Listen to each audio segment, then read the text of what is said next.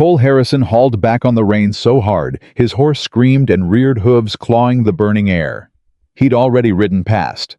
Already told himself it wasn't his business, that helping folks only ever left him bleeding. But the child's small body had folded into the dust behind that broken wagon, and something inside Cole Harrison snapped clean in two. He spun the horse around and drove it straight at the three laughing riders who'd left a pregnant widow to die on the road. "You cowards," he growled. "Get away from her, now." Before we ride any further into this story, if it finds a place in your heart, take a moment to subscribe and follow along all the way to the end. And leave a comment telling me the city you're watching from, so I can see just how far this story has traveled.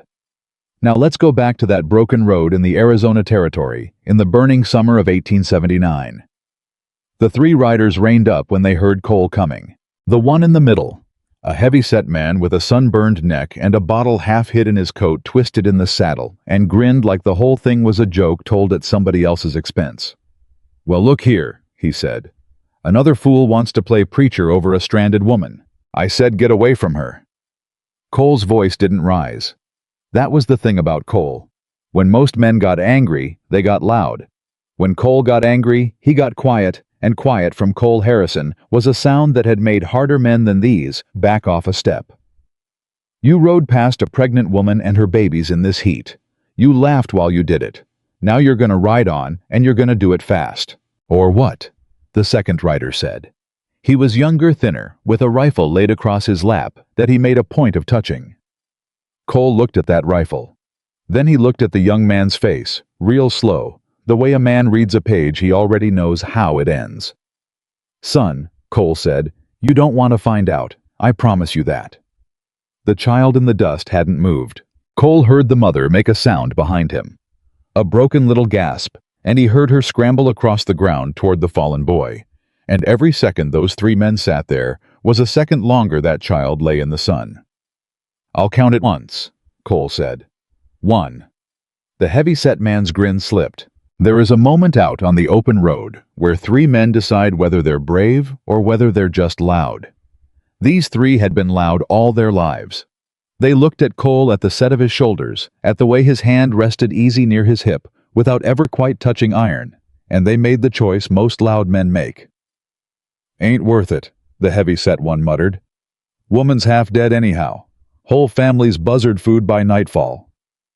"Ride," Cole said. They rode.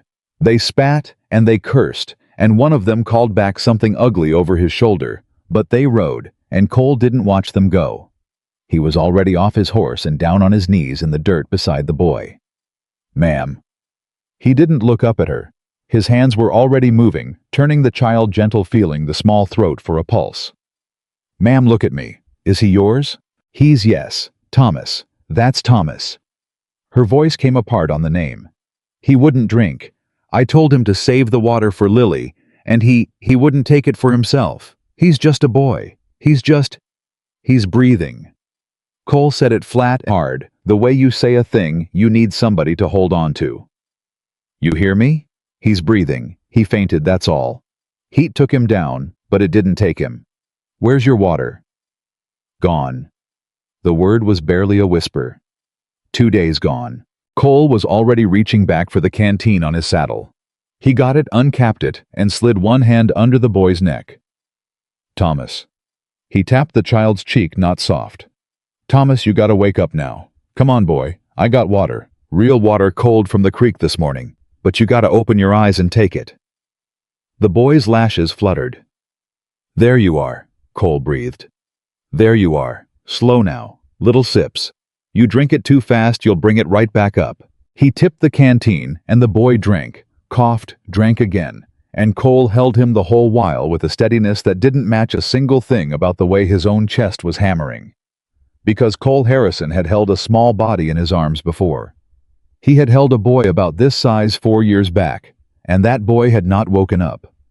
That boy had gone still in his arms in a cabin, gone silent with fever, and Cole had promised himself, kneeling on that cabin floor, that he would never let himself feel this particular kind of terror again as long as he lived.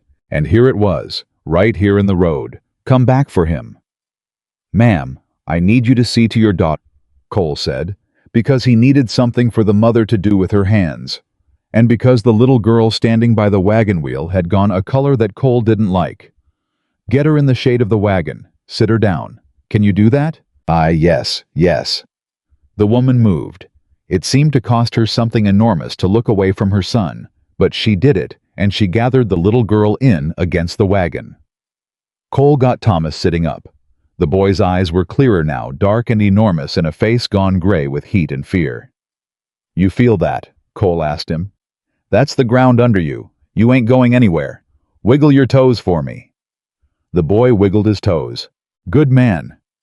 Cole almost smiled. He hadn't almost smiled in a long time. "That's a good man.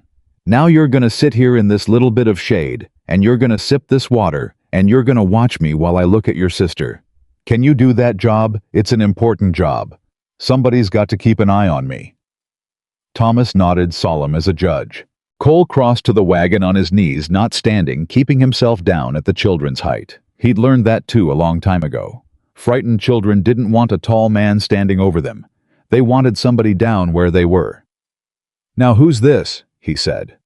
The little girl pressed herself back against her mother's side. She was maybe 5. She had her fist wound up in her mother's torn gray sleeve like she'd never let go of it again. "This is Lily," the mother said. "Lily." Cole nodded like they'd been properly introduced at a church social. "Lily, I'm Cole. Can I see how you're doing, or you want me to keep my distance?" The girl didn't answer. But she didn't shrink further either, and Cole took that for permission enough to reach out and touch the back of his fingers to her forehead. "She's cooler than the boy," he said, half to the mother, half to himself. "She's all right. You've been sharing your water with 'em, ma'am, giving yours away." The woman didn't answer. Cole looked at her then, really looked for the first time, and what he saw was a young woman heavy with child, her lips cracked, her dress soaked through and dried stiff with sweat. Her hands blistered raw from fighting a wagon wheel that no woman in her condition should have been fighting alone. She had been dying by inches out here, and she'd been doing it quietly, and she'd been doing it so her children could have the last of the water. "You gave 'em all of it," Cole said. "It wasn't a question. Didn't you?" "They're children," she said, as if that settled it. As if that were the most obvious thing in the world. "You give the children the water." And something moved in Cole's chest that he'd thought was dead and buried. "What's your name, ma'am?" "Rebecca." She lifted her chin, and even half dead in the dust, there was steel in it. "Rebecca Dawson." "Rebecca Dawson." Cole handed her the canteen. "Drink." "The children. The children have had theirs, and there's plenty. And if you argue with me one more time about it, I'm gonna sit here in this road until sundown and we'll all bake together." Cole pushed the canteen into her blistered hands. "Drink, Mrs. Dawson. You can't take care of anybody if you're dead." She drank. She tried to be dignified about it, and she couldn't because her body was starving for it, and she drank in great heaving gulps with the water running down her chin, and when she finally lowered the canteen, she was crying without any sound at all, just tears cutting clean lines through the dust on her face. "I'm sorry," she said. "For what?" "I don't know." She laughed and it broke apart. "For all of it. For being here. For I don't even know how to thank a man for—" "Then don't." Cole took the canteen back and pressed it into her hands again. More. Slow this time. He let her drink while he turned his attention to the wagon, because he needed to look at something that wasn't a woman crying, because the sight of it was doing something to the walls he'd spent 4 years building. The wheel was ruined. Not cracked, ruined, the spoke stove clean through the rim split. She'd been out here trying to mend a thing that could not be mended with anything short of a wheelwright and a forge. "How long you been broke down out here?" he asked. "Since yesterday. Late." Rebecca wiped her face with the back of her hand. "I thought I kept thinking someone would stop. People came by. A wagon. 2 men on horses. A whole family in a buckboard." Her voice went strange and quiet. "The family had children in the back. Little ones no older than mine. And the woman looked right at me and my babies, and they kept driving." Cole didn't say anything. There wasn't anything to say. He'd seen the same thing more times than he could count, and it never got easier to hear, and it told him something about the world that he'd made his whole life around believing. The one man, Rebecca went on, and now there was something bitter under the exhaustion. He leaned out, and he told me a woman had no business on the road alone. Said I should have known better. Said... She stopped. It doesn't matter what he said. It matters, Cole said. She looked at him. It matters, he said again, quieter. A man says a thing like that to a woman in your fix, it matters. Don't let anybody tell you it don't. You were right to be out here trying to make a life. There's nothing you should have known better about. Rebecca's mouth trembled. Where's your husband, Mrs. Dawson?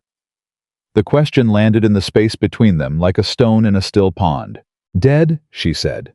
4 months now. Fever took him outside Santa Fe. We were he was building us a home. He'd gone ahead to file the claim, and I was to follow with the children and the wagon, and I did. I followed. Her hand went without her seeming to know it to the swell of her belly. I followed him all the way, and when I got there, he was already in the ground, and there was a man standing on our land, telling me it wasn't ours. Telling me my husband had signed it all away before he died, which was a lie. I knew it was a lie. You got proof it's a lie. Rebecca's eyes came up to his sharp and sudden, and for just a moment Cole saw her weigh him. Saw her wonder how much to trust a stranger who'd appeared out of the heat. It was the look of a woman who'd learned hard that trusting the wrong man could cost her everything. I've got what I've got, she said carefully. And it's mine. And it's for my children. Cole nodded slow. He didn't push it. A woman who'd guard her water with her life would guard her children's future with more. All right, he said. That's your business, and I won't make it mine. He stood up. His knees cracked. He was 36 years old, and some days he felt like 60. And today, kneeling in that road, he'd felt like 100, and now standing, he felt something he hadn't felt in years and couldn't rightly name. He looked down the empty road one way. He looked down at the other. Nothing but heat shimmer and buzzards riding the high air. Wheels beyond fixing here, he said. You can't stay in this road and you can't walk out of here, not in your condition, not with the little one down like he is. I know. Rebecca's voice went thin. I know all of that. Believe me, mister. I have counted every one of those things 100 times since yesterday. I know there's no water. I know there's no shade come noon. I know... Her composure cracked straight down the middle. I know what happens to a family that gets left out here. I know it. I've been sitting in this dirt all night with my arms around my children knowing exactly what happens. So if you've come to tell me my situation, mister, you can save your breath. I have it memorized. The words came out of her hot and furious and terrified all at once. And when she was done, she was breathing hard, glaring up at him with her fists clenched in her lap, daring him to pity her. Cole looked at her for a long moment. My name's Cole Harrison, he said. I've got a ranch 2 hours ride northeast of here up Red Creek Valley. It ain't much. Half the fences are down and the well runs low in August. But there's a roof and there's water and there's a bed where a woman about to have a baby can lie down out of this sun. He paused. And there's a wagon in my barn that runs. Rebecca went very still. I'm not telling you your situation, Mrs. Dawson, Cole said. I'm telling you to get in my wagon. For a moment she just stared at him. Why? She said. Why what? Why would you do that? Her voice had gone hoarse and low and full of a suspicion so deep it was almost its own kind of grief. Nobody does that. I have watched a dozen wagons roll past my dying children and not one of them so much as slowed. And now a man I've never seen in my life rides up and offers me his home. So you tell me why. Because I have 2 babies and one on the way, and I have learned the hard way what men want when they offer a widow something for nothing. Cole didn't flinch. He'd have thought less of her if she hadn't asked. That's a fair question, he said. And you're right to ask it. So here's your answer, and it's the only one I've got. He crouched back down slow so he was level with her again, so she could see his face plain. I had a wife once, and a boy, about the age of yours. He nodded toward Thomas. Fever took him same as your husband, 4 years back. And I'll tell you the truth, Mrs. Dawson, because you've earned the truth, and I'm too tired to lie. When I first saw you, I rode right on by. I told myself it wasn't my business. I told myself helping folks only ever gets you hurt, and I believe that I've got the scars to prove it. Rebecca watched him. Not a muscle moved in her face. "And then I saw your boy go down in the dirt," Cole said. "And I saw it was the same size boy I buried. And I found out something about myself, ma'am, that I'd forgotten. I found out I can ride past a lot of things. But I can't ride past that. Not that. Turns out there's still one thing in this world I can't do, and by God, it's that." The silence stretched out between them long and full. "That's the whole of it," Cole said. "I'm not offering you charity, and I'm not offering you anything else you're scared I might be offering. I'm offering you a wheel that turns, and a roof that holds, and enough water for your children to stop dying in this road. You can take it, or you can send me on my way. But you've got about an hour before that sun climbs high enough to finish what it started, so I'd take your time deciding it, ma'am, and then I'd decide it quick." Rebecca Dawson looked at this stranger crouched in the dust before her. She looked at her son sitting up now, watching Cole, with the first light of hope Cole had seen in the boy's eyes. She looked at her daughter, whose small fist had at some point in the last few minutes unwound itself from her sleeve. She looked at the ruined wheel and the empty road and the buzzards. And then, because she was a mother, and a mother does the arithmetic of her children's survival faster than any banker ever counted coins, she made her choice. "If you touch me or my children," she said, "in any way I don't invite, I will kill you. I want that understood before I get in any wagon of yours." "Understood," Cole said. "I mean it. I have a knife, and I know how to use it, and I will not hesitate. I'd expect nothing less of a woman who gave her babies all her water." Cole rose. "Keep the knife close, ma'am. I hope you never need it. But keep it close." And that, more than anything he'd said, seemed to settle it for her. Cole worked fast after that. He didn't waste breath. He unhitched what was left of the wagon's team, 2 exhausted horses that had been standing in traces since yesterday, and he watered them from his own supply, cursing quietly at the men who'd let 2 animals stand like that in this heat. He rigged a lead so the team could follow behind. He went through the Dawson's wagon and pulled out what mattered and left what didn't, and he did it while narrating every move so that Rebecca, sitting in the shade with her children, would know he wasn't robbing her blind. "This trunk here," he called. "Heavy. This is yours, I take it. Family things. Yes. It comes. This crate of dishes. Leave them. You sure you might want? Leave them, Mr. Harrison. Dishes I can replace. My children I cannot. Take what keeps us alive, and take what can't be bought, and leave the rest for the road." Cole stopped what he was doing and looked over at her. "That's the smartest thing I've heard anybody say in about 4 years, he said. The barest ghost of something crossed her face. It wasn't a smile. She was too tired for a smile. But it was the thing that comes right before one, the loosening around the eyes, and Cole saw it, and he filed it away without knowing why. He got them loaded. Thomas he lifted into the wagon bed himself, careful, and the boy weighed almost nothing, and Cole's hands remembered another boy who'd weighed almost nothing, and he had to stop for a second, just a second, with his hand on the wagon rail before he could go on. "You all right, mister?" Thomas asked. "Fine, son." Cole cleared his throat. "You just favor somebody I used to know is all." "Somebody nice." Cole looked at the boy. "The nicest," he said. "The very nicest boy there ever was." He turned away before the child could see his face. Lily wouldn't let him lift her. She let her mother do it. But she watched Cole the whole time with those big, careful eyes, and just before Cole climbed up onto the driver's seat, the little girl reached into the folds of her dress and pulled out a scrap of paper folded up small and held it out to him. Cole took it, unfolded it. It was a drawing. A child's drawing done in charcoal from a burned stick of a house with smoke coming out of the chimney, and 4 stick figures standing in front of it. One of the 4 figures was much taller than the others and had what might have been a hat. "That's your house?" Cole asked gently. Lily shook her head. "That's the house we're gonna have," Thomas said from the back. "Lily draws it every day. Mama says when Papa's papers get sorted out, we'll build it. That tall one's supposed to be Papa, but Papa's—" The boy's voice wobbled. "Papa's gone. So now it don't have anybody tall." Cole looked at the drawing for a long, long time. Then he folded it back up careful along the same creases, and he handed it back to the little girl, and he said, "You hold on to that, Miss Lily. That's a fine house. That's the finest house I ever saw. And a house like that, it's worth building. He set his jaw. It's worth building, and it's worth fighting for. You remember I said that. I didn't know why he said it. He'd meant to keep his distance.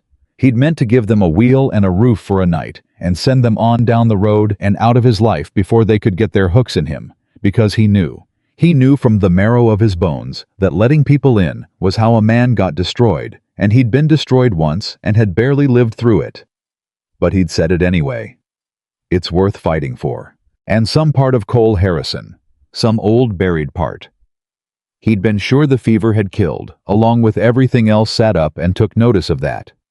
He clicked his tongue and the wagon lurched forward, and they left the broken wheel and the ruined wagon and the crate of dishes behind them in the road, and they turned northeast toward Red Creek Valley. Nobody talked much for the first hour. Thomas dozed against a bundle of blankets. Lily watched the country go by with the drawing clutched to her chest. Rebecca sat up front beside Cole with her back straight and her hand never far from wherever she kept that knife. And Cole didn't blame her, and he didn't try to fill the silence, because a man who fills the silence is a man who wants something, and Cole had learned to be a man who didn't. But after a while, Rebecca spoke. You said 4 years. Ma'am. Your wife, your boy. You said 4 years back. Cole kept his eyes on the country ahead. That's right. And in 4 years. Rebecca was choosing her words carefully. In 4 years you've been alone. All this time. I've been alone. By choice. Cole didn't answer right away. You could put it that way, he said finally. I'd have put it different. I'd have said there wasn't a choice in it. When you lose the two people who made you who you were, you don't sit down and decide to be alone. There's nobody left to be anything else for. So you're alone. It ain't a choice. It's just what's left over. Rebecca was quiet. I understand that, she said. More than you'd think. I reckon you do. Cole glanced at her. I reckon you understand it better than most anybody I ever met. They rode on. The horses' hooves beat a slow rhythm on the packed earth.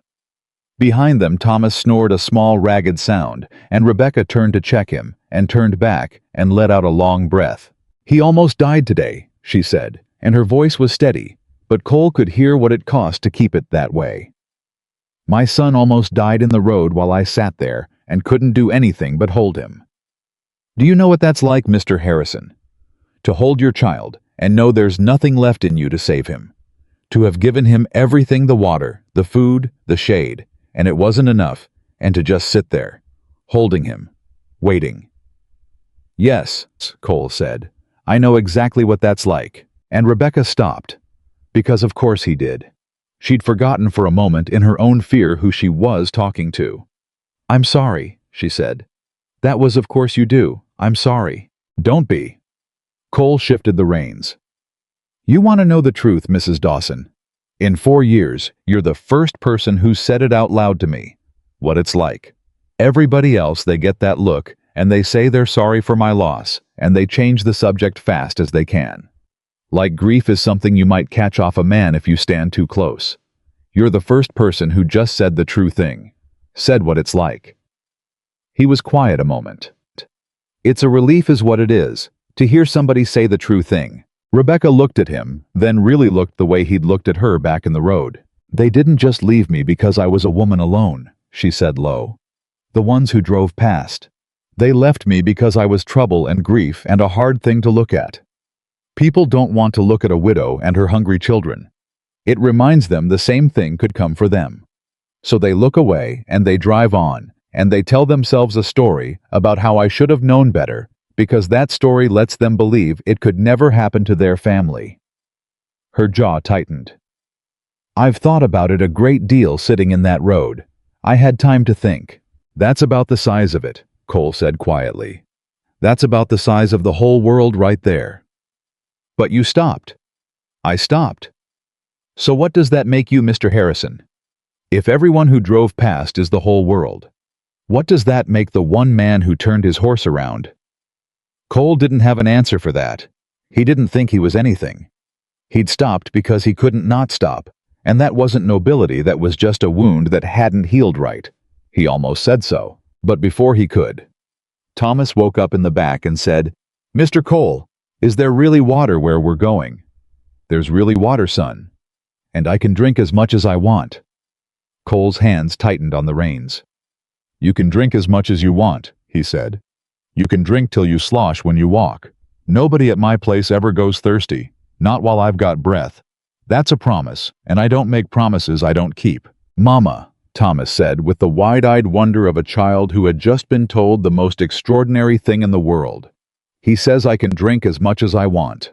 And Rebecca Dawson turned around to look at her son, and her face did something complicated, and she said in a voice not quite steady, "Then you drink as much as you want, baby. You drink your fill." She faced forward again. She didn't look at Cole, but after a moment, quiet, so quiet, he almost missed it under the sound of the wheels, she said, "Thank you." Just that. 2 words.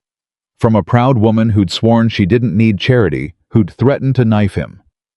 Not an hour before, who'd given her children all her water and sat down in the dust to die with dignity rather than beg. 2 words. "You're welcome, Mrs. Dawson," Cole said, and they rode on toward Red Creek Valley, toward the ranch with its fallen fences and its low well and its silent, empty rooms that had heard no laughter in 4 years, and Cole Harrison did not yet know, could not yet know that the woman beside him and the 2 children in the back, and the one not yet born, were about to become the very thing he'd spent 4 years swearing he would never let himself have again. He only knew that his boy, that Thomas, could drink as much water as he wanted, and that for the first time in a long time, that felt like a thing worth riding home for. The sun climbed. The valley opened up ahead of them, green in its low places, where the creek still ran, and Rebecca Dawson sat up a little straighter on the seat, and Lily leaned out to look, still clutching her drawing of the house with the tall figure and the smoke from the chimney. And Cole caught himself glancing at that drawing. At the tall figure with the hat, and he looked away fast and told himself it meant nothing, and knew somewhere down deep, where a man doesn't lie to himself, that it meant everything. Part 2. The ranch came into view just as the sun hit the top of the sky, and Cole watched Rebecca's face when she first saw it, because a man always knows the moment someone sees his life plain and decides what it's worth. She didn't say anything. She took it in the fallen fence on the north side, the barn door hanging at an angle, the dry garden beds that hadn't been turned in 2 seasons, the porch with the empty rocking chair that still sat where his wife had left it, and she didn't say a word.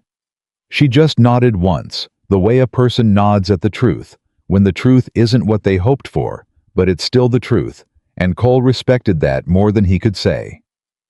"I told you it wasn't much," he said. "You told me there was water," Rebecca said. "You told me there was a roof. I see both." "Thomas," Cole called back, "there's a pump around the left side of the barn. You think you can walk to it?" The boy was already climbing over the side of the wagon. "Thomas, wait until we stop," Rebecca started. "Let him go," Cole said quietly, and she caught herself, and Thomas hit the ground running before the wagon had fully stopped, and Cole heard the creak and gush of the pump handle, and heard the boy shout something that might have been a word, or might have just been pure happiness, and for a moment, just one. Cole had to look away at the horizon and breathe through his nose. He got Rebecca down from the wagon carefully, his hands at her waist, both of them making it a practical thing and not a moment, because they weren't yet people who could afford to make it a moment. He got Lily down, and she went straight to her brother at the pump and shoved him sideways so she could drink, and Thomas shoved back, and they were both laughing, real laughing, the reckless kind that only comes out the other side of terror, and the sound of it in the yard of that silent ranch was something Cole had no defenses against. He turned to the horses. It was easier to look at horses. "Mr. Harrison?" Rebecca had come up behind him, quiet for a woman carrying that much. "What do you need me to do?" "Nothing," Cole said. "You need to rest. There's a room at the back south-facing, cooler than the front. Bed's made. Been made for 4 years, never slept in, so—" He stopped. "You take that room." "I'm not going to lie in your guest bed while you do all the work," Rebecca said. "You're 8 months pregnant and you just spent 2 days dying in a road." Cole didn't look at her. He pulled the near horse's bridle and started unbuckling. "That's not a debate. I'm stronger than I look." I know you are. That's not what I said. He moved to the second horse. Mrs. Dawson, I've been running this ranch alone for 4 years. I can unhitch 2 horses and haul in a trunk without an audience. Go lie down. A pause. He heard her breathe in through her nose. You are a very aggravating man, Mr. Harrison, she said. So I've been told, Cole said. South-facing room, back of the house. Door sticks a little, you got to lift the handle. He listened to her footsteps cross the yard. He listened to her stop and call her children in from the pump just a little longer. Mama, just a little, and heard the way she laughed barely at something Thomas said, and the way that laugh sounded surprised, like she'd forgotten she still had it in her. Cole stood there between 2 exhausted horses and felt the ranch change. That was the only word for it. The ranch changed. It was the same broken fences, the same dusty yard, the same porch with the same empty chair. Nothing was different.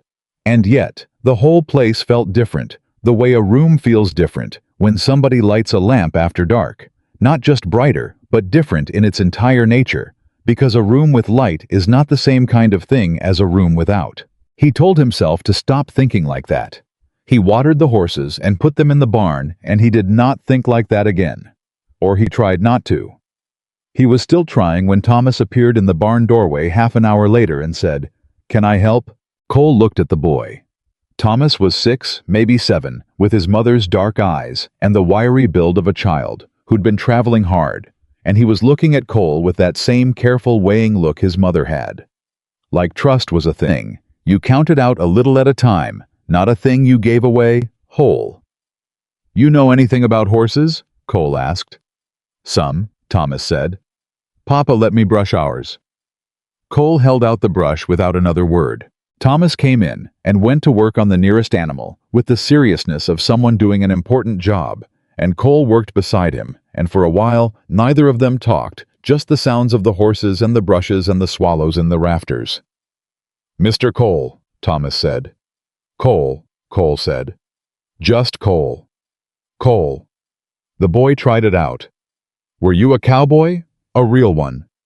Trail scout first, then a rancher. Did you shoot people? Cole glanced down at him. What kind of question is that? Thomas shrugged, not embarrassed. The men on the road had guns. The one said things to Mama. I thought maybe you shot them. I didn't shoot them. But you could have. Cole thought about it. Probably, he said. But shooting a man's a serious thing, and those men weren't serious enough to kill. They were just scared little boys in men's clothes, and the best thing you can do with a scared little boy is make him run home. He moved the brush in long strokes. You run a man off, he goes home and thinks about what happened. You shoot him, he don't think about anything anymore. I'd rather have a man alive and thinking. More useful that way. Thomas chewed on that. Papa didn't have a gun, the boy said. Your papa sounds like a peaceable man. He was. Thomas's voice went small and careful. He was the best man. He could fix anything. He fixed our wagon 3 times. He said 4th time it broke that was God telling us to stay put. A pause. He didn't get to find out where we were supposed to stay put. Cole's hands slowed on the brush. No, he said. He didn't. Do you think he knew before he died? Do you think he knew we were coming? Cole looked at the wall of the barn. He thought about a man dying of fever in a strange town, filing papers on land he'd never see built, holding a dream he wouldn't live to touch. I think, Cole said carefully, that a man who loves his family the way it sounds like your papa did. Yeah. I think he knew. I think he knew you were coming, and I think it gave him something to hold on to. People can hold on a long time when there's somebody coming for them. Thomas was quiet for a moment. Then he asked, Did your boy have a name? Cole stopped brushing. Henry, he said. His name was Henry. Henry's a good name. He was a good boy. Thomas nodded grave as a deacon and kept brushing his horse, and Cole kept brushing his, and neither of them said anything more about it, and it was the best conversation Cole had had in 4 years. By the time they came inside, Rebecca was not lying down. Cole had expected this. She was standing at his stove looking into a pot with the expression of a woman who is being polite about the condition of someone else's kitchen, which was to say, she was being very polite. "I found salt pork," she said, "and cornmeal, and something that might be dried beans or might be very old raisins." "Beans," Cole said. "I think. There are eggs in your cellar." "Are there?" Cole hadn't checked in a week. "You have a hen that's been busy, whether or not you've been paying attention." Rebecca turned from the stove, and he saw she'd already started a fire, already had water heating. "I can make something out of this. It's not much, but—" "Mrs. Dawson, you don't have to." "I know I don't have to." She said it firm, but not unkind. "I want to. I've been helpless for 2 days and I have cooked every meal for my family for 8 years, and I am a great deal better at standing at a stove than I am at lying in a stranger's bed, feeling useless." She turned back to the pot. "So if you'll let me do this one small thing, Mr. Harrison, I would be grateful." Cole stood in the doorway of his own kitchen. "All right," he said. "Then I'll get you more water." "Good," Rebecca said. "The children need to eat before dark." He got her more water. He got it twice because the first bucket she put straight into the wash pot and started scrubbing Thomas, who complained loudly and pointlessly because his mother was not a woman whose mind could be changed about dirt. Lily sat on the kitchen bench and watched her brother's humiliation with great satisfaction. Cole watched all of it from the doorway, and he thought about 4 years of silence, and he did not know what to do with what he felt. The meal was extraordinary. Cole didn't say that. He ate it without comment because a man who makes too much of a good meal is a man who's been alone too long, and he didn't want to be that man in front of her. But the truth was, she'd made something out of almost nothing. The beans and salt pork and fried eggs and a pan of cornbread she'd mixed up in the time it took him to bring the second bucket.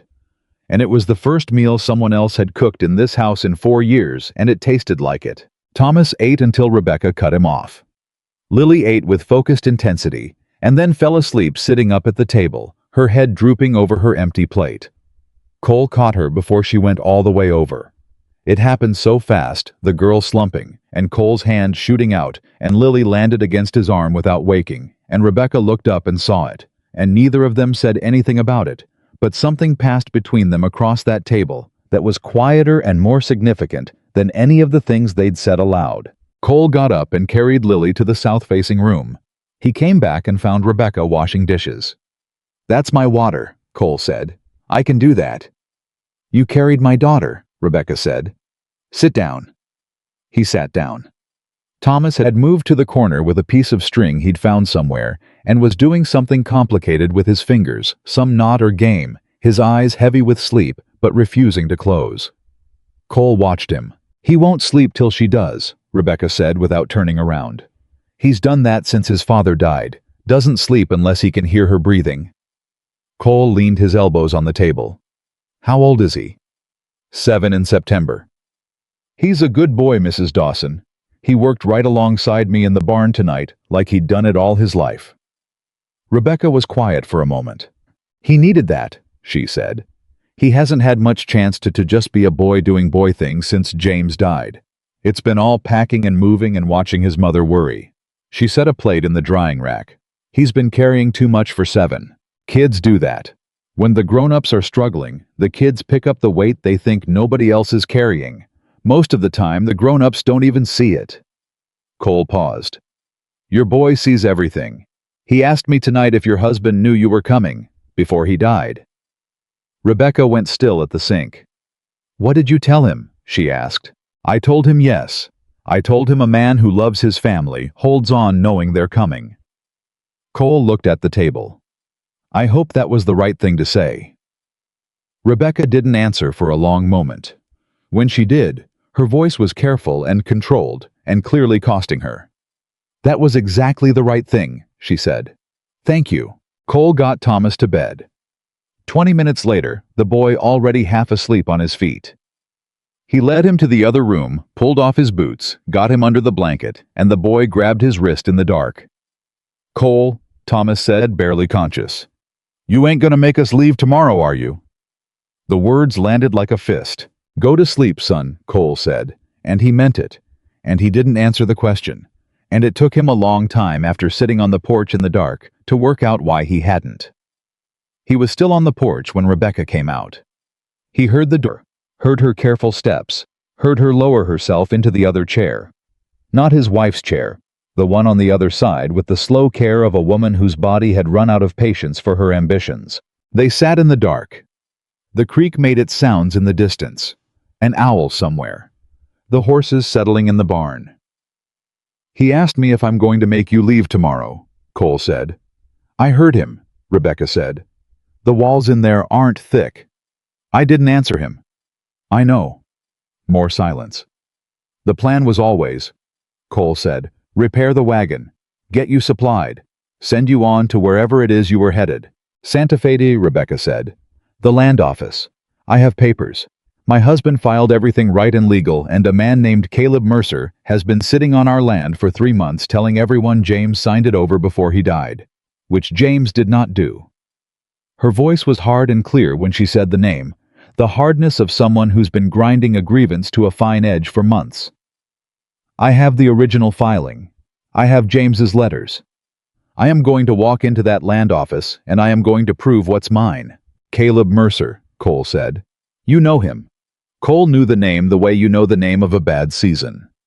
Mercer operated across 3 territories, picking apart estates and widows' claims, doing it all through the courts and the title offices. Nothing you could call a crime and everything that was. He had lawyers, and he had money, and he had a talent for finding the exact moment when a grieving person was most desperate and least defended. "I know of him," Cole said. "Then you know he's not going to step off that land because a widow shows up with papers." Rebecca's hands were folded in her lap tight. "I know that too. I'm not naive, Mr. Harrison. I know what I'm walking into. And you're walking into it anyway. It's my children's land." She said it the same way she'd said you give the children the water, like it was the only equation that existed. "James is dead. I can't bring him back. But I can build what he built the claim for. I can stand in that land office, and I can fight for what belongs to my family. And if a man like Mercer thinks a pregnant widow is going to fold when he gets loud, then a man like Mercer doesn't know anything about pregnant widows." Cole looked at the dark yard. "I thought about Caleb Mercer, and he thought about Rebecca Dawson going to Santa Fe alone, and he thought about the baby that was coming sooner than either of them was saying aloud. And he thought about how the world treated a woman alone with no husband and no property, and a brand new infant, and no one standing beside her. And he thought about Thomas asking him in the dark if they had to leave tomorrow. "The wagon needs a new wheel," Cole said, "and the axle wants looking at. And those horses of yours have got to rest before they pull anything." Rebecca turned her head toward him in the dark. "And you're going to need supplies for the road," Cole said. "Proper ones. Water, food, medical things, because that baby isn't waiting on Santa Fe's schedule." He paused. "Figure it'll take at least a week, maybe 2 before everything's ready." The silence stretched out. "A week," Rebecca said slowly. "Or 2. "Mr. Harrison," Rebecca said, and her voice had gone very careful and very quiet. "Are you finding reasons to keep us here?" Cole looked at the stars. "I'm a practical man, Mrs. Dawson," he said. "I'm just going down the list of things that need doing before you can safely put those children back on a road. That's all this is." Another silence. "All right," Rebecca said. "All right. All right?" She shifted in the chair. "Then in the morning I'll see about that garden. You've got perfectly good beds going to waste." "You don't have to." "I know I don't have to," Rebecca said, and it was almost the sound of someone who was fighting a smile. "Good night, Mr. Harrison." "Good night, Mrs. Dawson." She went inside. Cole sat on the porch a while longer in the dark and the cricket sound, and he did not think about his wife, which meant he was thinking about her every second, and he did not think about Henry, which meant Henry was right there at the back of everything, and he told himself firmly that this was a practical matter of wagon repair and road readiness and nothing else. Then he went to bed. He slept better than he had in 4 years. He did not examine that. He simply noted it and let it be. The next morning, he woke to the smell of coffee and the sound of Thomas talking to the hens and the sound of Lily dragging something across the kitchen floor and the sound of Rebecca's voice saying, "Lily, what are you doing with that chair?" And Lily apparently not answering in words. And Cole lay in his bed looking at the ceiling of his own house, and breathing like a man who had just remembered what breathing was for. He got up. He did not let himself linger over it. The weeks that followed had a shape Cole hadn't expected. Not easy, because nothing about two wounded people sharing a space is easy and not simple, because Rebecca Dawson was never going to be a simple thing, but it had a shape, a rhythm, and Cole had forgotten how much a life needed rhythm. She was in the garden every morning before he was up working in the early cool, and he had to physically stop himself from pointing out that she shouldn't be on her knees in the dirt at 8 months, and instead started leaving a kneeling pad by the back door without comment. And she used it without comment, and neither of them said anything about it, and both of them understood perfectly. Thomas became his shadow. It happened so gradually that one day Cole turned around and simply registered the fact that wherever he went, Thomas went. And it had been this way for 2 weeks, and the boy had learned the feeding schedule and the water rotation, and how to read the west sky for weather coming in. And Cole had taught him all of it, without once deciding to teach him anything. Lily was a different matter. Lily watched. Lily observed everything from a careful distance and drew what she saw. And one evening, Cole found 3 drawings tucked under the leg of his chair, and when he unfolded them, he found himself recognizable enough to be unmistakable, drawn in that same child's charcoal, once mending a fence, once at the pump, and once sitting on the porch in the dark. Just sitting there. Alone, but in her drawing, he was looking at something in the distance, and whatever it was, she'd given him a look that might have been peaceful. Cole wasn't sure he'd looked peaceful in 4 years. He didn't know how she'd drawn it onto his face. He put the drawings in his chest under his good shirt. And then, on the 12th day, Caleb Mercer rode into the yard. Cole was at the fence on the east side, Thomas beside him, handing up posts when he heard the horses on the road. There were 3 of them, which was never good. A man coming to talk came alone. A man coming to impress himself brought one. 3 meant something else. "Thomas," Cole said, quiet and level. "Go inside." The boy looked at the riders. "Thomas." Cole's voice didn't change. It never changed. "Now." Thomas went. Cole set down the post and turned around and waited, and the 3 riders came into the yard and pulled up, and the one in the middle was a man Cole recognized from description. More than sight, heavy-set and well-dressed and prosperous-looking, the kind of prosperous that comes from other people's losses. He had the smooth face of a man who sleeps well, which told Cole everything about the kind of man he was. "Cole Harrison," Mercer said. "That's right," Cole said. "Name's Caleb Mercer." He said it like it should mean something, and it did, and Cole let none of that show. "I understand you've got a woman staying here, Rebecca Dawson." "I've got guests," Cole said. "What's your business with them?" Mercer smiled. It was the smile of a man who'd practiced it on judges. "Just checking on a neighbor. Widow woman traveling alone. I heard she had some trouble on the road. Community concern, nothing more." "She's fine," Cole said. "And she's resting. Anything you want to say to her, you can say through me." Mercer's practiced smile didn't shift, but something behind his eyes did a small recalibration, the look of a man reassessing an obstacle. "That's neighborly of you, Cole. Real neighborly. You know her late husband, James Dawson. He and I had a business arrangement. There's some property out near Santa Fe that changed hands before he passed. The widow's got some idea she can contest it, and I just thought as a friend of the family, I'd let her know that contesting things in court gets expensive, and a woman in her condition." He trailed off in a way designed to fill itself with implications. "A woman in her condition," Cole repeated. "Well, it's a hard thing going up against a settled claim, especially alone, with children to think of." Mercer spread his hands. "I'm just trying to spare her the heartache." Cole looked at this man for a long, quiet moment. "Mr. Mercer," he said, "I know what you are. I know what you do. And I know that riding out to a widow's temporary address to have a friendly conversation about how expensive it's going to be to fight you is not a community concern. It's a threat dressed up in neighborly language, and the only reason you're dressed it up that way is because naked threats can come back on you in court." Cole took one step forward. "So let me answer you the same way you asked. Mrs. Dawson is not alone. Mrs. Dawson has friends in this valley, and she has documents that are real and lawful, and she has her late husband's full and accurate record of filing. And the next time you come onto this property, I'd like you to bring a lawyer along so everything we say to each other can be written down. Another step. Now get off my land. Mercer held Cole's gaze for 3 full seconds. The 2 men with him hadn't moved. Cole hadn't touched his iron. He didn't need to, and they both knew it, and that was the point. Like I said, Mercer said pleasantly. Just neighborly concern. He pulled his horse's head around. Give Mrs. Dawson my regards. He rode out. His men followed. His men. Cole stood in the yard until they were gone, until the dust had settled on the road and the sound of the hooves had faded, and then he turned and found Rebecca standing on the porch. She'd heard every word. Lily was behind her, pressed to the backs of her legs, and Thomas was in the doorway with his fists closed at his sides. Cole and Rebecca looked at each other across the yard.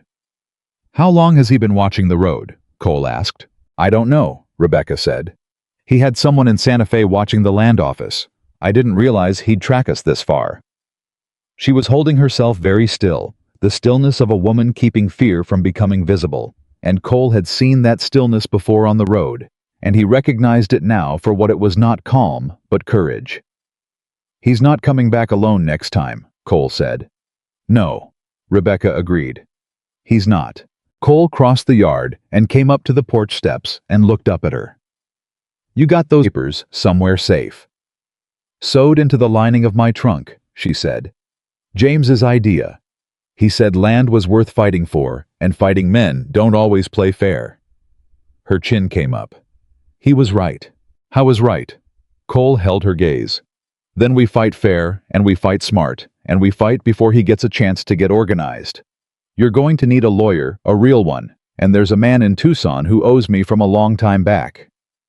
Cole. Rebecca said his name for the first time without the mister, and neither of them marked it, except that they both knew it had changed. You don't have to do this. This isn't your fight. Cole looked at her for a moment. At the woman who had given her children all her water. At the woman who had threatened to knife him and then said thank you with everything she had. At the woman whose daughter had drawn him a version of himself that looked like a man at peace. It is now, he said.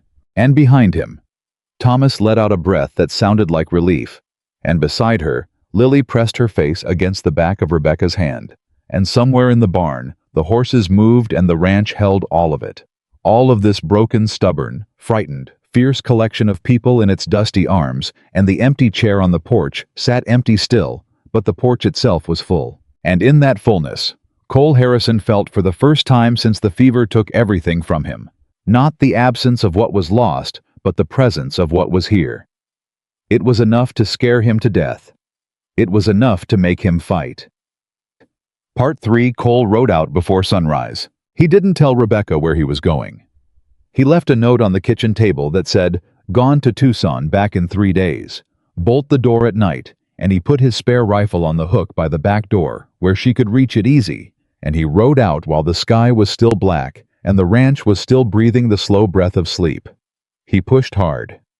2 days to Tucson if he didn't stop for anything that wasn't water. He didn't stop for anything that wasn't water.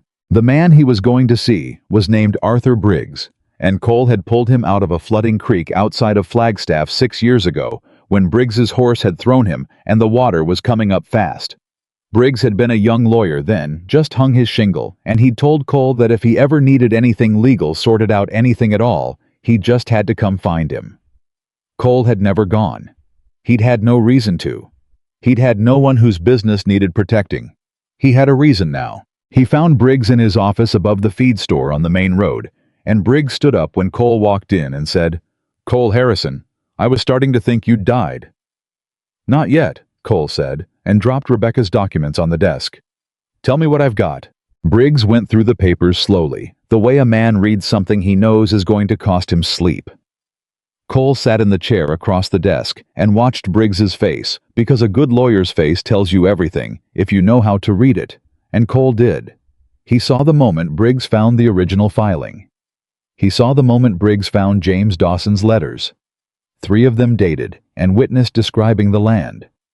The claim, the boundary markers, written in the careful hand of a man who knew his family would need proof one day. He saw Briggs's jaw tighten when he got to Mercer's counterfiling. Mercer, Briggs said. You know him. Everyone in 3 territories knows him. Briggs set the papers down. He's good, Cole. What he does is legal barely every time. He waits for the estate to be unsettled. He finds a cooperative witness, usually somebody who owed the deceased money and is willing to say they saw a signature, and he files a superseding deed claim before the widow even knows the original's being contested. How does he keep getting away with it? Because widows can't afford to fight him, and he knows it. Briggs tapped the papers. But this is different. James Dawson's filing is clean. The letters are witnessed, and there's something here Mercer didn't know about. Briggs pulled out one letter, the last one James had written, and pointed to a line near the bottom. He lists the boundary markers by name. Specific names, local names, the kind only a man who'd walked the land would know. You can't fake that. A judge who knows what he's looking at will see it immediately. Is there a judge who knows what he's looking at? Briggs smiled, thin and certain. In Tucson, yes. In Santa Fe, I'm not sure. But there's a federal circuit judge coming through Red Creek Valley in 6 weeks for the fall docket. If we can get this in front of him before Mercer pushes it to the Santa Fe court, we hold the ground. He looked at Cole steadily. But we have to move fast, and we have to move first. Mercer came to see her. Yesterday. Then he's rattled. He doesn't usually show himself this early. Briggs folded the papers together carefully. Can she travel the widow? Not for another month at least, maybe more. Then I come to her. Briggs was already standing, pulling his coat off the hook. I need to take her full statement, and I need to file a motion to hold the claim in dispute before Mercer gets his papers back to Santa Fe. If I ride tomorrow, I can be at your place by the day after. Cole looked at him. You don't have to come yourself, Cole said. You could send a clerk. She's a widow with 3 months of Caleb Mercer grinding her down, and a baby coming, and her dead husband's dream on the line. Briggs pulled on his coat. I'm coming myself. He met Cole's eyes. Besides, you pulled me out of that creek. I've been waiting 6 years to be useful to you. Cole rode back hard. I made it in a day and a half, pushing through the second night on sheer stubbornness, and he came up the road to the ranch in the gray hour before dawn and pulled up his horse and sat for just a moment looking at the house. There was a lamp in the kitchen window, which meant someone was up, which meant either something was wrong or Rebecca Dawson had not slept, and Cole didn't know which of those things to be more concerned about. He got his horse to the barn fast and came in through the back, and Rebecca was at the table with a cup of something and a blanket around her shoulders, and every document she owned spread in front of her like she'd been going through them all night, checking and rechecking the same pile of papers the way a frightened person counts and recounts the same coins. She looked up when he came in. She did not look surprised. She looked like a woman who had been listening for horses. You made good time, she said. You didn't sleep. I slept some. She didn't say when or how much. Briggs, Arthur Briggs, does he think we have a case? Cole pulled out the chair across from her and sat down. He was exhausted in a way that went past his body, but he could see in her face that she'd been sitting with this alone for a day and a half, and she needed the truth before she needed anything else. He thinks we have a good case, Cole said. He thinks James's filing is clean and the letters prove what they need to prove. But it's got to be in front of the right judge, and there's a window to hit before Mercer gets organized, and Briggs is coming here the day after tomorrow to take your statement. Something moved through Rebecca's face. Not relief she wasn't there yet, but the letting go of a particular kind of tension, the kind you hold for so long, you stop knowing you're holding it. He's coming here, she said. You convinced him to come here. He didn't need convincing. Cole, her voice was quiet and direct. What did you offer him? Nothing. I pulled him out of a flooding creek 6 years ago, and he's been looking for a way to call it even ever since. Cole leaned back. Some people are like that. They don't forget when somebody's decent to them. Rebecca looked at him for a moment, and then she looked down at James's letters on the table, the careful handwriting, the witness signatures at the bottom. He wrote these to me, she said. Every week the whole time he was ahead of us filing and scouting and building. Every week a letter. Her finger rested on the paper without quite touching it. I've read so many times the paper's going soft on the folds. She looked up. He knew. He wrote in his last letter 2 weeks before he died. He said, "Rebecca, if anything happens, and I'm not there when you arrive, you go to the land office, and you stand your ground." He wrote those words. Stand your ground. Like he was already thinking about it. Like he already knew. Smart man, Cole said. He was. She folded the letter back carefully along its soft creases.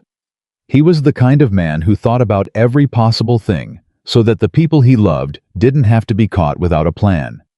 He was so careful. I was so... She stopped. It didn't save him.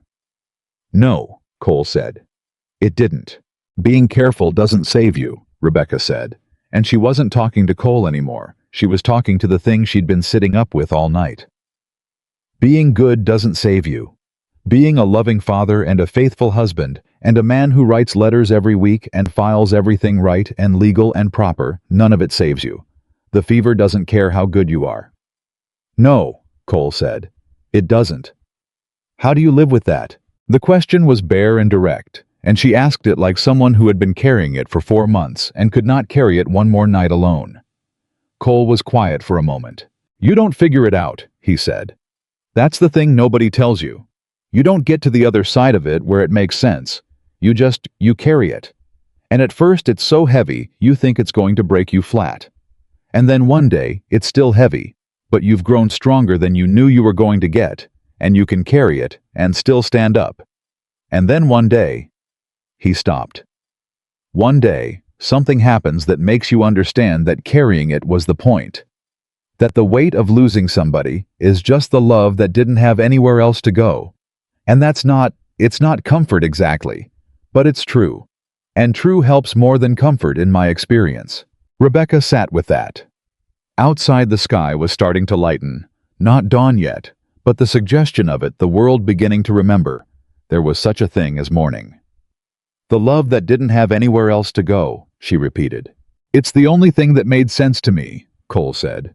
When Henry died, I thought the grief was going to kill me, and then I thought it might be better if it did. And then one night I was sitting on the porch in the dark and I thought, all this pain is just because I loved him that much. And if I hadn't loved him that much, it wouldn't hurt this much. And I'd rather have the love and the hurt than neither. He looked at his hands on the table. That's about as far as I got. Rebecca reached across the table and put her hand over his.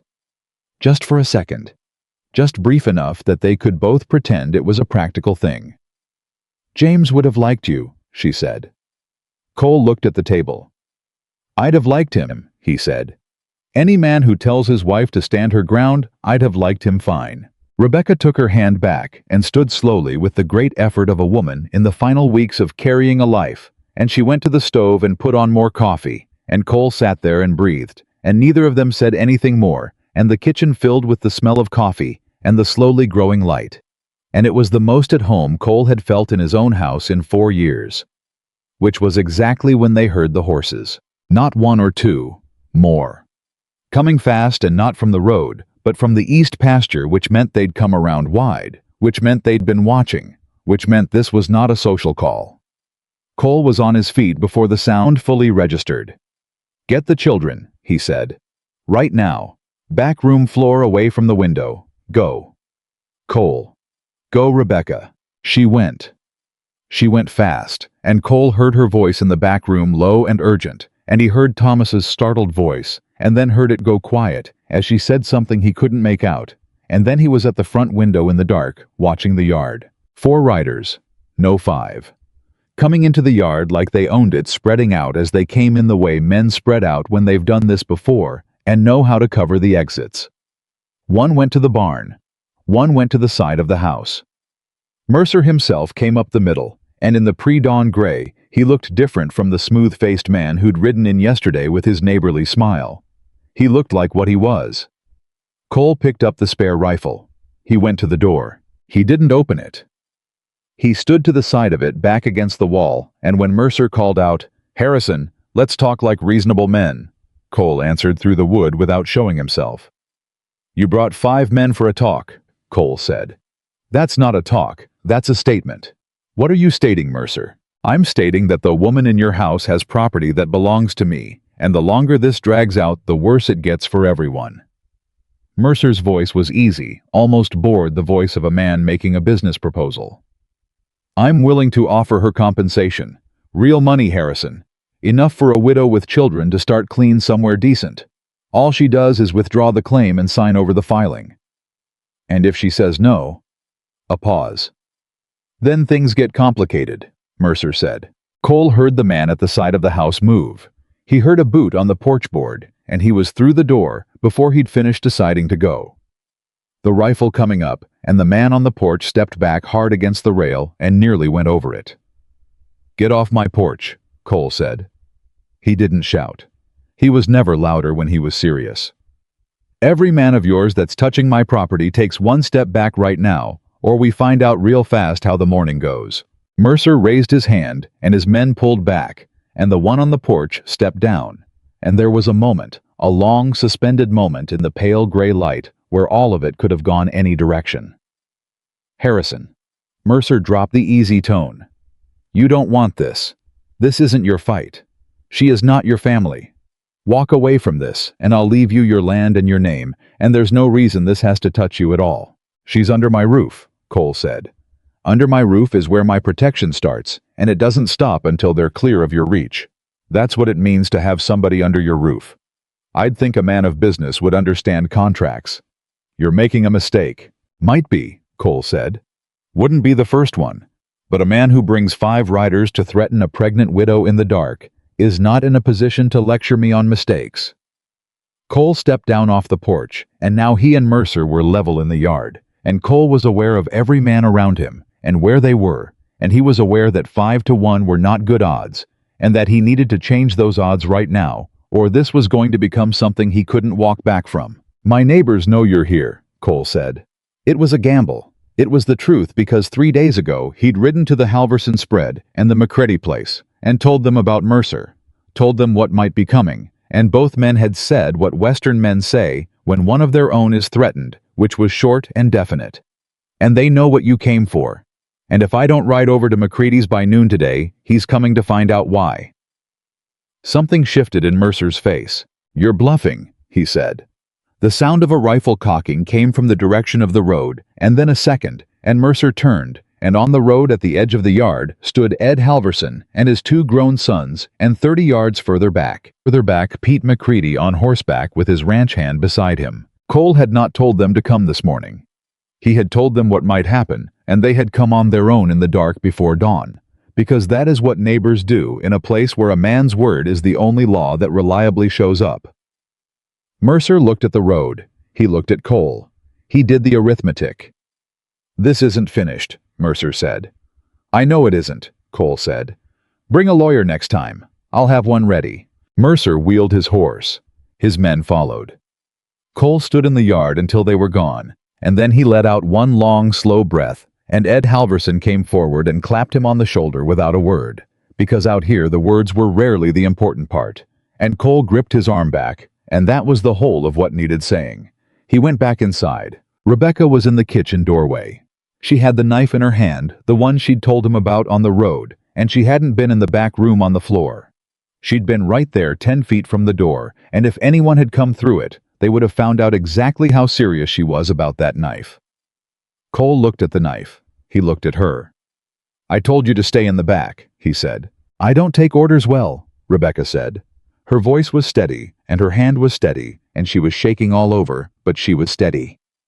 "And my children are in this house. Your children need you alive. My children need to see their mother stand her ground." She lowered the knife slowly. "James told them to remember that. He told Thomas the last night he said your mother is the strongest woman I ever knew. You remember that when things get hard. He said it to a 7-year-old boy so it would stick." Her jaw was tight.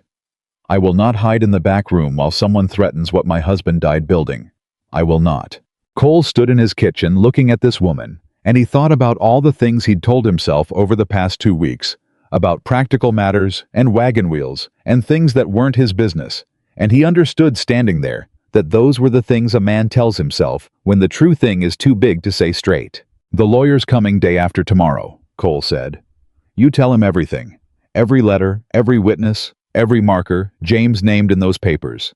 You tell him all of it, and you hold nothing back." "I know." And between now and then you don't answer the door. Cole, I'm not giving orders, he said. I'm asking. There's a difference. He held her gaze. Please. Rebecca looked at him for a moment. All right, she said. I'll let you answer the door. She put the knife away, and Cole noticed that her hands were not quite steady when she did it, and he reached out without thinking and put his hand over hers for just a second, the same brief way she'd done it to him across the kitchen table an hour ago. And she stilled, and neither of them moved. And then the moment passed, and they both stepped back from it and were practical people again. Almost. The next 2 days were their own kind of battle, quieter and more grinding than the one in the yard. Mercer didn't come back.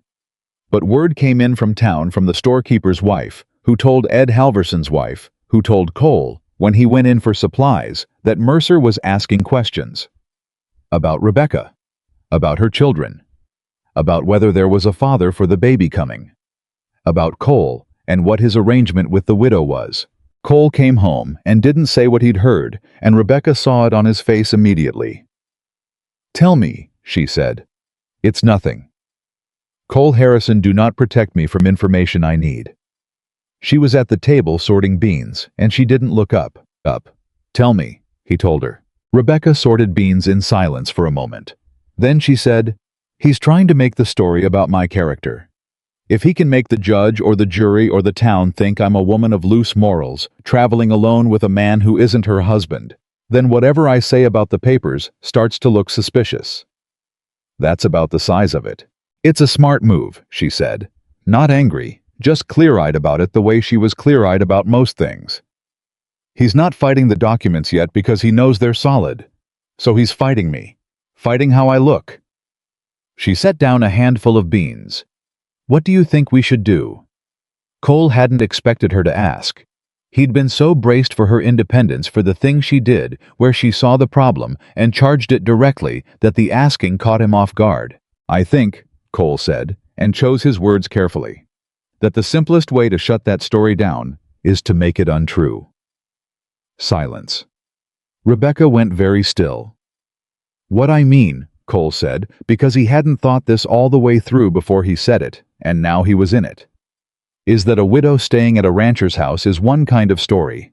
A widow who is a man's who is officially under a man's protection, legal and documented with the man's name attached. He stopped. Cole. Rebecca's voice was careful as glass. I'm not saying it for me, Cole said, and that was the most complicated lie and truth he'd ever said at the same time. I'm saying it because it shuts Mercer's second angle down completely. On paper, legally. It changes what he can do and what a judge will hear. You are talking about marriage, Rebecca said. Cole did not answer. You are talking about marrying me so that Caleb Mercer can't use my reputation against my case in court, she said. Still careful, measuring every word. I'm talking about a legal arrangement that protects you and the children and the case, Cole said. That's all I'm saying. Rebecca looked at him across the kitchen. She looked at him for a long time, and Cole made himself hold still under it, because this was a woman who saw everything, and if he moved wrong right now, it would mean something he couldn't take back. You have lived alone for 4 years, she said. Because you couldn't bear to need someone again. Because losing someone cost you everything. And now you are sitting in your kitchen telling me you want to take on legal and permanent responsibility for a woman you've known 2 weeks and her 2 children and a baby that isn't yours. She paused. That doesn't sound like a practical arrangement to me, Cole. That sounds like something else. Cole looked at the table. It's protective custody, he said. That's all. Cole. Mrs. Dawson. Rebecca, she said. If you're asking me to marry you, call me Rebecca. Something shifted, massive and quiet, like a door opening in a house that's been shut up too long. Cole looked up at her. I'm asking you to be safe, he said. I'm asking you to let me make sure Mercer can't come at you from that side. And I'm asking... He stopped. Started again. I'm asking because Thomas and Lily are asleep in the room down the hall, and the baby's coming in a month, and this house has been empty for 4 years, and I have learned something in the last 2 weeks that I didn't know I'd forgotten. What's that? She said, very quiet. That empty and alone aren't the same thing, he said. I thought they were. I was wrong. The kitchen was very still. Rebecca looked at him for one more long moment, and Cole could see her doing the thing she always did, the arithmetic of survival and cost, and what a choice meant for the people who depended on her. He could see her weighing him, this battered, difficult, tender-handed man who'd turned his horse around in the road for a stranger and hadn't quite managed to stop since. "Arthur Briggs gets here tomorrow," she said. "Yes. We'll talk to him tomorrow, about the case and about the other thing." "All right," Cole said. "And Cole." "Yeah. Whatever this is," Rebecca said, and she was looking at him straight and plain. "Whatever arrangement or protection or—" She paused, and something in her voice changed. Something soft and old and not quite buried. "Whatever it is, you should know that my children already love you. Thomas has talked about you every single day. And Lily has drawn your face more times than she ever drew her own father's. And I think she does it because you look at her like she matters." Her voice went steady, the way it went steady when something was costing her everything. "So whatever you're offering Cole Harrison, it's not a small thing you're offering. And I don't want you to offer it unless you mean it all the way down." Cole stood up from the table. He crossed the kitchen. He stopped in front of her close enough that she had to look up to meet his eyes. "I mean it all the way down," he said. And from the back of the house, entirely too awake for the middle of the night, Thomas's voice came floating through the wall. "Mama, are you and Cole getting married?" Cole and Rebecca looked at each other, and Rebecca Dawson, for the first time in 4 months, laughed. A real laugh, full-bodied and unguarded, the laugh of a woman who had been strong for so long that joy surprised her when it finally came back. And Cole Harrison stood in his kitchen and heard that laugh fill up every empty corner of the house he'd been rattling around in alone, and he thought this is what it sounds like when a house becomes a home again. He thought, I am in a great deal of trouble. He thought good. The next morning, Arthur Briggs arrived, and he was exactly the kind of lawyer a situation like this needed, sharp and quiet and unhurried, in the way of a man who knows that the law is mostly patience. And he sat across from Rebecca for 3 hours and went through every document and took down her full statement and asked questions that made her pause and think and answer in ways she hadn't thought to frame before. Cole kept the children outside. He taught Thomas how to check a fence post for rot. He let Lily carry the nails, which was a serious responsibility, and she treated it as such. When he finally came back in, Briggs was standing at the table with his notes ordered and his face holding a careful professionalism that Cole could see was covering something like satisfaction. "Mrs. Dawson," Briggs said, "your husband was a thorough man." "He was," Rebecca said. "The boundary descriptions in his letters constitute corroborating evidence that a good judge is going to find very difficult to ignore. Mercer's superseding claim relies on a witness statement that I suspect, when examined, will not hold up to a deposition." Briggs looked at Cole. "I'm going to file the dispute motion this week. I'll name a John Doe counter-witness, because I don't yet have evidence of who Mercer's witness is, but the motion establishes the timeline and forces him to respond legally, rather than through—" Briggs made a gesture toward the yard, toward the place where 5 riders had stood in the dark 2 mornings ago. "Good," Cole said. Briggs looked between them.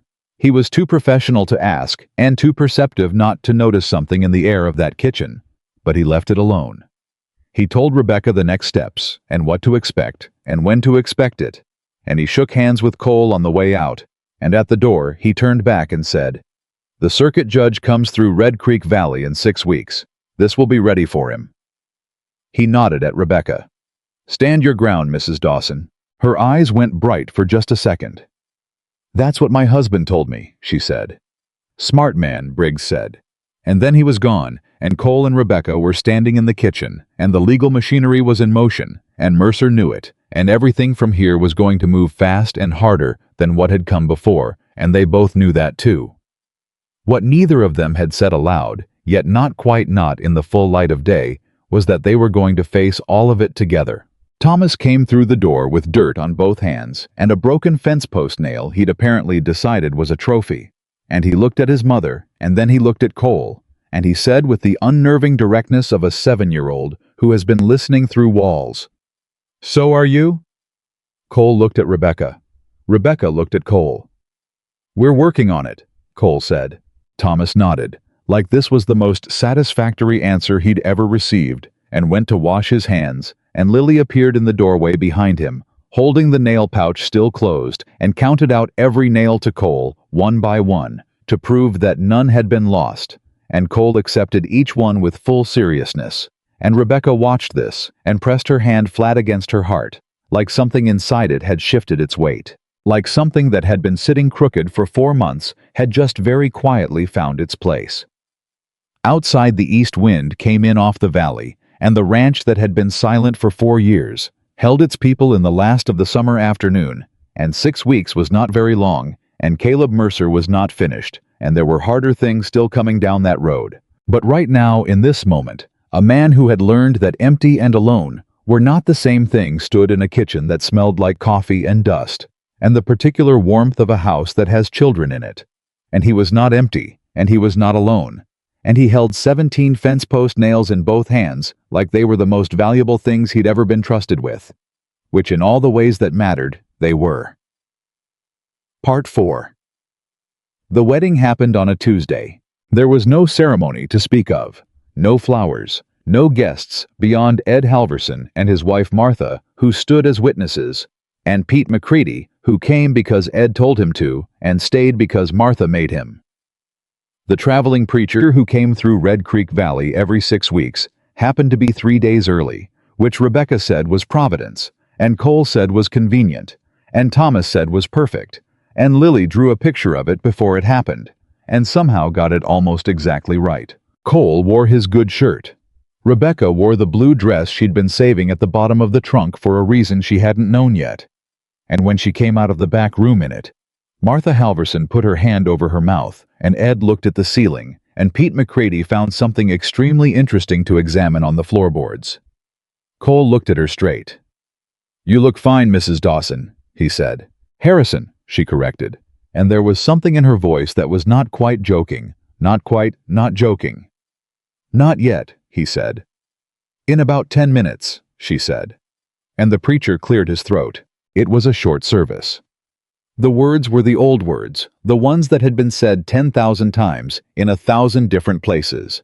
And Cole had said them once before, in a church with a proper roof and a congregation, and he'd meant them then, and standing in his own kitchen in his good shirt, with 2 children watching from the doorway, he was surprised to find that he meant them now in a way that was completely different and exactly the same. Different because he knew now what the words cost. Same because he'd chosen to say them anyway. Rebecca said her part clearly, and without looking away from him, and when it was done, and the preacher said what preachers say at the end. Cole did not wait to be told. He leaned down and kissed her once brief and careful on the corner of her mouth, and she put one hand flat against his chest for just a moment, and that was all, and it was enough.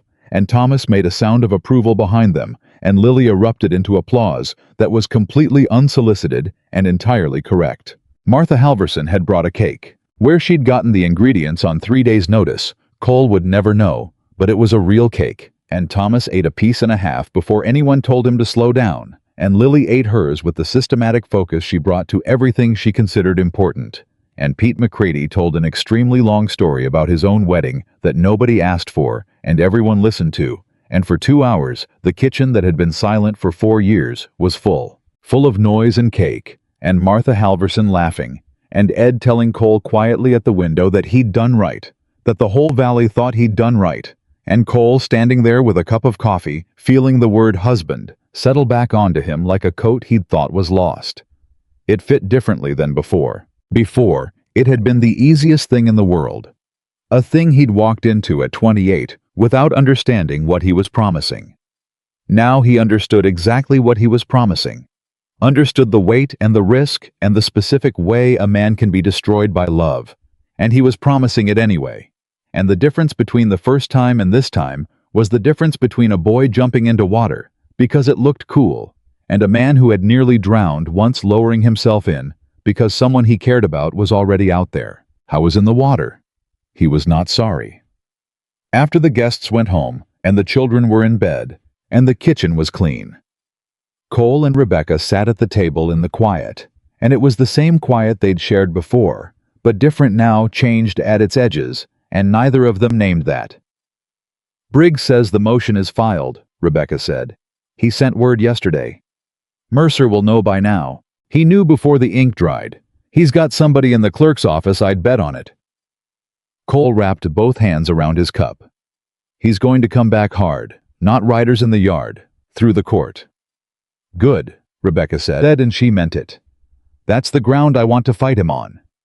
The circuit judge comes in 4 weeks. Then we have 4 weeks. She looked at her hands on the table. Her left hand, where the plain ring Cole had bought from the jeweler in town, now sat simple and unadorned and exactly right. Cole, whatever happens at that hearing. Don't, he said. I need to say it. Then say it fast. She looked at him. Whatever happens with the land, whatever the judge decides, I need you to know that you have already given my children more than the land could.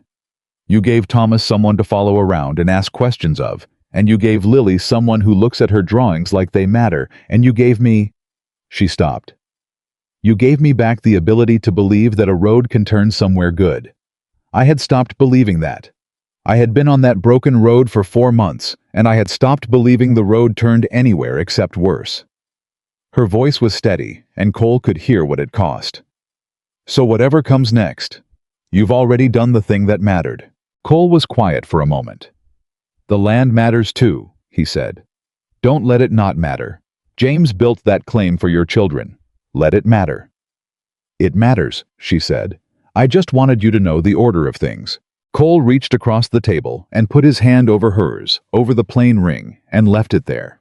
And Rebecca turned her hand over under his and held it. And they sat like that in the kitchen of the ranch that was not silent anymore, and the night moved around them, and 4 weeks was not very long. The first week after the wedding was the hardest week Cole had spent since the fever. Not because of Mercer. Not yet, but because of the ordinary impossible difficulty of 2 people who had both been alone deciding how to share a space. They were considerate with each other in the careful way of people who are afraid that being inconsiderate will break something that matters, and that carefulness was its own kind of strain, and they both knew it. And one morning, Rebecca said from behind the curtain, she'd hung as a room divider while she dressed, Cole, if you apologize for waking me up with the coffee grinder one more time, I'm going to lose my mind. Cole looked at the coffee grinder. I came in at 5 this morning, he said. You were sleeping. I sleep like a cat, she said. I've slept like a cat since I was 12. You can grind the coffee at 5. You didn't say. You didn't ask. And you've been tiptoeing around this house for a week like you're afraid of me, and I need you to stop. The curtain moved. I am not breakable. I am very pregnant, and occasionally furious at Caleb Mercer, but I am not breakable. I'm aware of that, Cole said. Then act like it. She came around the curtain, dressed hair done already in the day. Make the coffee. Normal time. Normal noise. Cole ground the coffee. And something between them eased the last of the politeness, the last of the careful distance, and what was left when it went was just 2 people in a kitchen in the morning, which was the realest thing in the world. It was in the 2nd week that Thomas had the nightmare. Cole heard it first. He was a light sleeper by necessity. 4 years of living alone made a man alert to the sounds of a house in trouble, and the sound that came from the children's room at 2 in the morning was the sound of a child fighting his way out of something terrible. Cole was at the door before he was fully awake. Thomas was sitting up in bed with both fists in the blanket, making small short sounds that were not quite crying, and Lily was awake beside him with her hand on his arm, looking at her brother with the concentrated worry of someone who had seen this before and knew there was nothing to do but be there. Cole sat on the edge of the bed. Hey, he said. Quiet. Hey, Thomas, you're here. You're in the house. The boy's eyes found him in the dark and grabbed on. I dreamed we were on the road, Thomas said, breathless. The broken road. And Mama was there and Lily was there, but you weren't. You weren't anywhere and nobody stopped and Lily fell down like I did, and there was nobody. I'm here, Cole said. Look at me. I'm right here. But you weren't in the dream. Dreams aren't right about everything. Cole put his hand on the boy's shoulder. I was probably in the barn in the dream. You know I'm always in the barn. Thomas almost laughed, came close. You were just gone, he said, smaller now, the terror subsiding into the ache under it. "You were just gone, and it was the road again." Cole looked at this boy, this 7-year-old who had given his water to his sister and fallen in the dust of a road and woken up to a man who'd promised nobody at his place went thirsty, and he thought about all the ways a child can be marked by fear and how long the marking lasts. "Thomas," he said, "look at me." The boy looked. "I'm not leaving," Cole said. "You understand me. Not tomorrow, not next month, not when the court thing is done, and not when the baby comes, and not for any reason you can think of. This is where I am. This is where I stay." He held the boy's gaze level and certain. "You got that?" Thomas nodded. His breathing slowed. "Say it back to me," Cole said. "You're staying," Thomas said. "That's right. You're not going to be gone like Papa." The words were a knife in a specific place. "No," Cole said, and his voice held. He made it hold. "I'm not going to be gone like your papa. Your papa didn't want to leave. He didn't choose it. And I'm not leaving by choice, and I'm going to do everything in my power not to leave any other way either." Thomas lay back down. Cole sat there until the boy's breathing evened out, until Lily's hand on her brother's arm relaxed, until both children were back in the place sleep lives. Then he sat a while longer because he needed to, because the boy's words were still in him, like a stone in water, and he had to sit with it. When he came out of the room, Rebecca was in the hallway. She'd heard. Of course she'd heard. Cole looked at her in the dark of the hall, and she looked at him, and neither of them said anything for a moment, and then she said, "Thank you." And her voice did not come apart, but it went thin at the edges. "He does that often?" Cole asked. "Less than he used to. He used to have them every night the first month." She wrapped her arms around herself. "He doesn't like the dark the way he used to. I'll leave the kitchen lamp on low," Cole said. "At night, he can see the light under the door." Rebecca pressed her lips together and nodded, and didn't say anything else because she couldn't, and Cole understood that and didn't push it, and they went back to their separate sides of the curtain, and neither of them slept well. But in the morning, Cole left the kitchen lamp on a low hook and went out to the barn. And when Thomas came out to help him, he had a look about him that was different from the night before. Lighter, the look of a child who had been promised something by a person he believed. It was in the 3rd week that Mercer made his real move. Cole found out about it from Briggs, who rode out on a Wednesday with his coat dusty and his face tight, and asked to speak with Rebecca before he'd even tied his horse. They sat at the table, all 3 of them, and Briggs laid it out flat. Mercer had found his witness. Not the one they'd been expecting, not a business associate or a creditor. The witness Mercer had filed with the Santa Fe court was a man named Doyle Greer, who claimed to have been present at the signing of a second deed, transferring the Dawson land claim to Mercer's holding company, signed by James Dawson himself, dated 3 weeks before James died. Rebecca went very still. "Doyle Greer," she said. "You know him?" Briggs asked. "How was a man my husband hired briefly early on, to help clear the claim land." Her voice was measured and flat in the way of a person keeping something very controlled. "James let him go after 2 weeks. He said Greer was dishonest. He wouldn't say more than that. Mercer found him." Cole looked at Briggs. "How solid is the statement?" "It's signed and notarized, and the notary is a man in Santa Fe who has done business with Mercer's people before." Briggs drummed his fingers once on the table and stopped. "Here's the problem. The document itself, the alleged second deed. It's a good forgery, not perfect but good enough that a district judge who doesn't know handwriting analysis is going to have to make a judgment call." "But the circuit judge," Cole said. "The circuit judge has seen forgeries before. That's what I'm banking on." Briggs looked at Rebecca. "But there's more." "Say it," Rebecca said.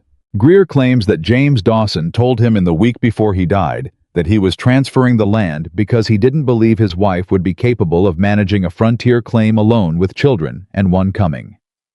Briggs said it clean and fast, the way you say something that's going to hurt, and saying it fast is the only mercy you can give. That the claim was too much for a woman in her condition, and James wanted to ensure it went to someone who could work it. The kitchen went silent. Rebecca sat with that for 3 seconds. Cole counted them. "James said no such thing," she said. "I know. My husband spent the last year of his life building that claim so that his children would have something. He wrote me letters every week telling me to stand my ground and fight for it." Her voice was still even. It was the stillness of a woman who is deciding whether to be angry or whether to be something more useful than angry. A man who believed his wife couldn't handle a frontier claim does not tell his wife in his dying letters to stand her ground. "I know," Briggs said. "And that's our answer to it. We put the letters in front of the judge, and we let James Dawson answer Doyle Greer in his own hand and his own words." He leaned forward. "But Rebecca Mercer's people may try to use this in the court of public opinion too. Before the hearing, they may start letting this story circulate. That James didn't believe you could do it.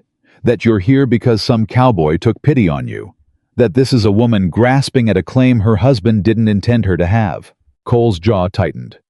"Let them," Rebecca said. Her chin came up.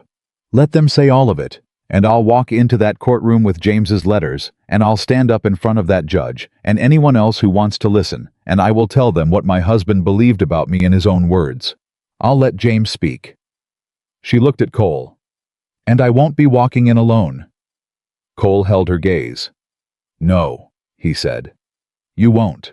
Briggs looked between them and said nothing, and Cole was grateful for the man's sense because there was nothing to add. What followed was the worst and best 10 days Cole could remember. Worst because word spread, as word always spreads in a small valley, and there were people, not many, but some, who heard Mercer's version of the story and nodded along, because some people will always believe the version that explains why a woman on her own deserved what happened to her. Cole heard the talk in town. He shut it down every time he heard it, once with words, and once with a look that made a man step back and reconsider, and once in the feed store with 4 sentences delivered so quietly that everyone in the room went silent to hear them. James Dawson was a good man, Cole said to no one in particular, and everyone present, who built a lawful claim and wrote his wife every week telling her to fight for it. Anybody who wants to say James Dawson didn't believe in his wife is welcome to say it to me first, and see how that conversation goes. Nobody said it to him. Best because of what happened in the valley. Martha Halverson came out on a Thursday with 3 other women from the church fellowship and spent a day at the ranch helping Rebecca prepare for the baby. Cole came home to find the house full of women's voices, and the back room being organized with the efficient seriousness of people who have done this before and know what a new mother needs, and he stood in the doorway of the barn with Thomas and just listened to the sound of it. "Is that going to happen every day?" Thomas asked. "Lord, I hope not," Cole said. "But it's a good thing, son. It means people are on our side." "Martha brought more cake," Thomas noted. "Then it's a very good thing." Ed Halverson and 2 of his ranch hands came the day after and spent a Saturday fixing the north fence without being asked and without accepting any payment. And Pete McCready sent over a side of beef, and old Judge Talbot from the next valley, who was retired but still knew every circuit judge in the territory, rode in and sat with Briggs for an entire afternoon going through the Dawson documents, and at the end of it said, "The forgery's in the date, the pen pressure changes. Any man who's seen the real thing will see it in 30 seconds. Cole sat very still when he heard that. "You can testify to that?" Briggs asked. "I spent 30 years looking at documents," Talbot said. "I can testify to it with my hand on a Bible and both eyes open."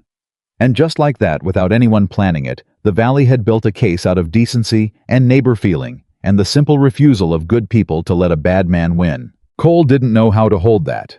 He'd spent 4 years being a man who needed no one and asked for nothing, and watching the valley show up for Rebecca and her children, and by extension for him, it remade something in his chest that he hadn't known was still broken.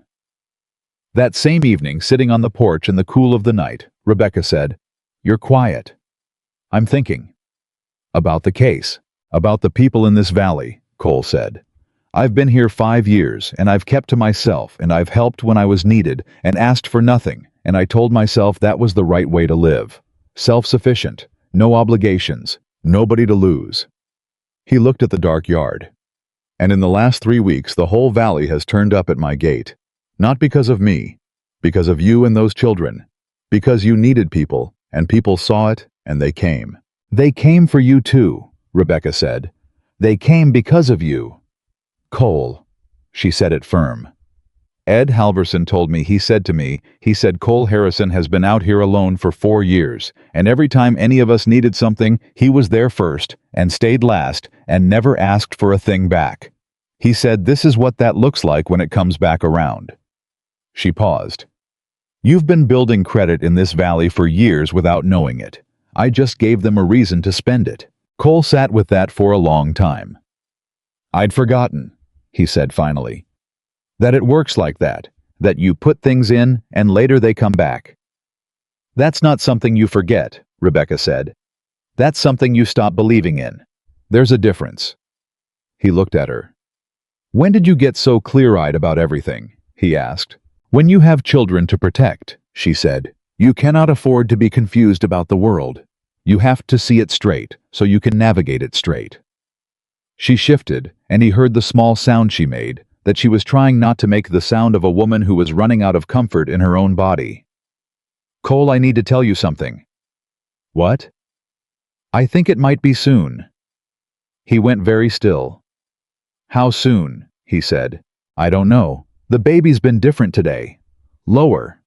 She said it practically like a woman reporting a weather change, but her hand had gone to her belly in the particular way that meant she was less calm than she sounded. Martha left me instructions, and she said to send Thomas to the Halverson place the moment anything started. Cole stood up. I'll go get Martha now, he said. It's 10 o'clock at night. Martha Halverson has been waiting for this moment since she walked in this house with that first cake, Cole said. She will not thank me for waiting until morning. He was already off the porch. Thomas is asleep. Yes. I'll be back in an hour. He stopped. Turned. In the dark, he could see her sitting in the chair with her hand on her belly and her back straight and her jaw set, being brave, being practical, being Rebecca. You're all right for an hour. I've done this twice before, she said. I know, I'm asking anyway. The barest pause. I'm all right for an hour, she said. Go. He went. He pushed that horse hard in the dark, and he was at the Halverson place in 20 minutes, and Martha came to the door before he finished knocking, like she'd been half expecting this, and she said, Is it time? And Cole said, She thinks soon, and Martha said, Ed, get my bag, without turning around. He rode back with Martha in the wagon, and they were at the ranch in 40 minutes total, and when Cole came through the door, Rebecca was at the kitchen table with her hands flat on the wood and her breathing deliberate and measured, and she looked up at him when he came in. You made good time, she said. Told you, Cole said. Martha went straight to business, and Cole went and woke Thomas and told him they were going to the Halverson place to sleep, that everything was fine, that the baby was coming, and Thomas woke up fast and looked at Cole with those dark, serious eyes. Is Mama okay? Thomas asked. Your mama, Cole said, is the toughest person I have ever met in my life. She's fine. She's going to be fine. But I need you to take your sister and go with Ed Halverson because grown-up things are happening and she needs the room. Thomas thought about this. Will you stay with her? He asked. I'm not going anywhere, Cole said. Thomas got up and got Lily up, and Lily came out of sleep with her drawing charcoal in her fist, which meant she'd fallen asleep drawing again, and Cole carried her to the wagon while Thomas walked beside him, and Ed Halverson said gruffly, She'll be fine, son. And Thomas said, He said he's not going anywhere. In a tone that indicated this settled it, and Lily pressed her charcoal against Cole's collar and left a smudge and didn't wake up. Cole went back inside, and he stayed. He stayed all night. He stayed through the hours that Martha directed and Rebecca endured, and he stayed in the way. Men stay at a time like this, which is in the kitchen, mostly close enough to hear, far enough to be useful, instead of in the way, and sometime in the gray hour. Before full dawn, he heard a sound from the back room that was new and small and insistent, and Martha Halverson's voice saying something he couldn't make out, and then Rebecca's voice low and spent and full of something that went past tired, into a place where exhaustion becomes something holy. Martha opened the door. Come in, Cole, she said. He went in. Rebecca was in the bed with the baby in her arms, and she looked up when he came through the door, with the particular look of a woman who has just done the hardest thing a human body can do and is still already thinking about what comes next. She looked wrecked and radiant, and more herself than he'd ever seen her. "Come here," she said. Cole came to the edge of the bed and looked down at the baby. She was new and small and furious about it, and she had a full head of dark hair and both hands fisted up like she was already planning to argue about something. "Is she?" Cole said. "She's perfect," Rebecca said. He looked at the baby's face. He looked at it for a long time. "James would have," he started. "I know," Rebecca said. "I know he would have." Cole sat on the edge of the bed, careful, and Rebecca shifted to make room, and he was close enough to see the baby's eyes when she opened them, dark and unfocused, and full of the specific bewilderment of someone brand new to the world. "What's her name?" he asked. Rebecca looked at him. "I thought," she paused. "I thought Hope, because I think that's what this year has been. The whole terrible, impossible year." She looked at the baby. "Hope for what comes next." "Hope," Cole said. He said it the way you say a word when you realize it is exactly right. "Hope Harrison," Rebecca said, quiet and deliberate, and the name landed in the room like something solid, something real, something that would last. Cole looked at this woman and this baby and this room in this house that had been silent for 4 years, and he thought about a morning not long ago when he had almost ridden past a broken wagon on a burning road. He thought about the moment he'd almost kept riding and what would have been lost if he had, and the thought of it hit him somewhere so deep he had to set his jaw against it. He reached out and put one finger in the baby's fist, and Hope grabbed on the way. New babies grabbed tight and certain, and with everything she had. Cole Harrison, who had spent 4 years believing there was nothing left worth holding on to, sat in that room and held on right back. Outside Red Creek Valley was waking up into a new morning, and the circuit judge was coming in 10 days, and Caleb Mercer was still out there sharpening his arguments, and there was a fight still to be had, and a land still to be claimed, and a family still to be protected. But right now, in this minute, a baby named Hope had his finger in her fist, and he was not letting go. Part 5. Hope was 8 days old when the circuit judge rode into Red Creek Valley. Cole knew the moment he heard it in town, and he rode back to the ranch fast and came through the door, and Rebecca looked up from the baby and read his face before he said a word. "When?" she asked. 3 days, Cole said. "Briggs is already filing for the hearing slot." Rebecca looked down at Hope at the baby sleeping against her chest, with that absolute confidence that only the very new have the confidence of someone who has not yet learned that the world can be unsafe. She put her hand over the baby's back and held her a little closer. 3 days, she said. "You don't have to be there," Cole said. "Briggs can represent. I'm going to be there." She said it the way she said everything that was already decided. "James is not there to stand for his own land. I am going to stand for it. I'm going to sit in that courtroom with my husband's letters in my hand, and I'm going to look that judge in the eye, and I'm going to tell him what my husband built and why it matters." She looked up. "I'm going to be there, Cole." Cole looked at her for a moment. "I'll ask Martha to take the baby," he said. "Martha's already going to be there," Rebecca said.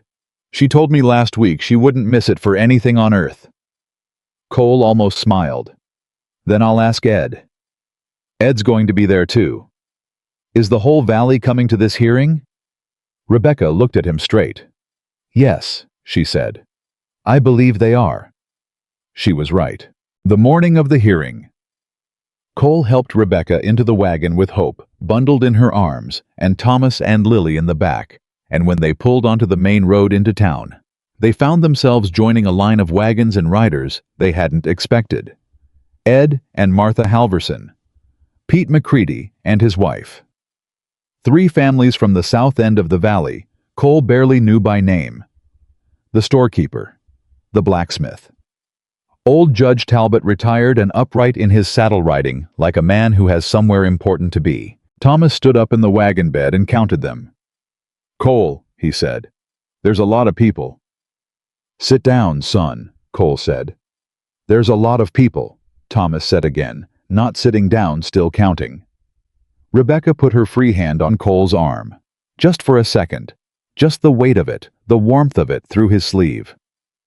"James would have loved this," she said quietly.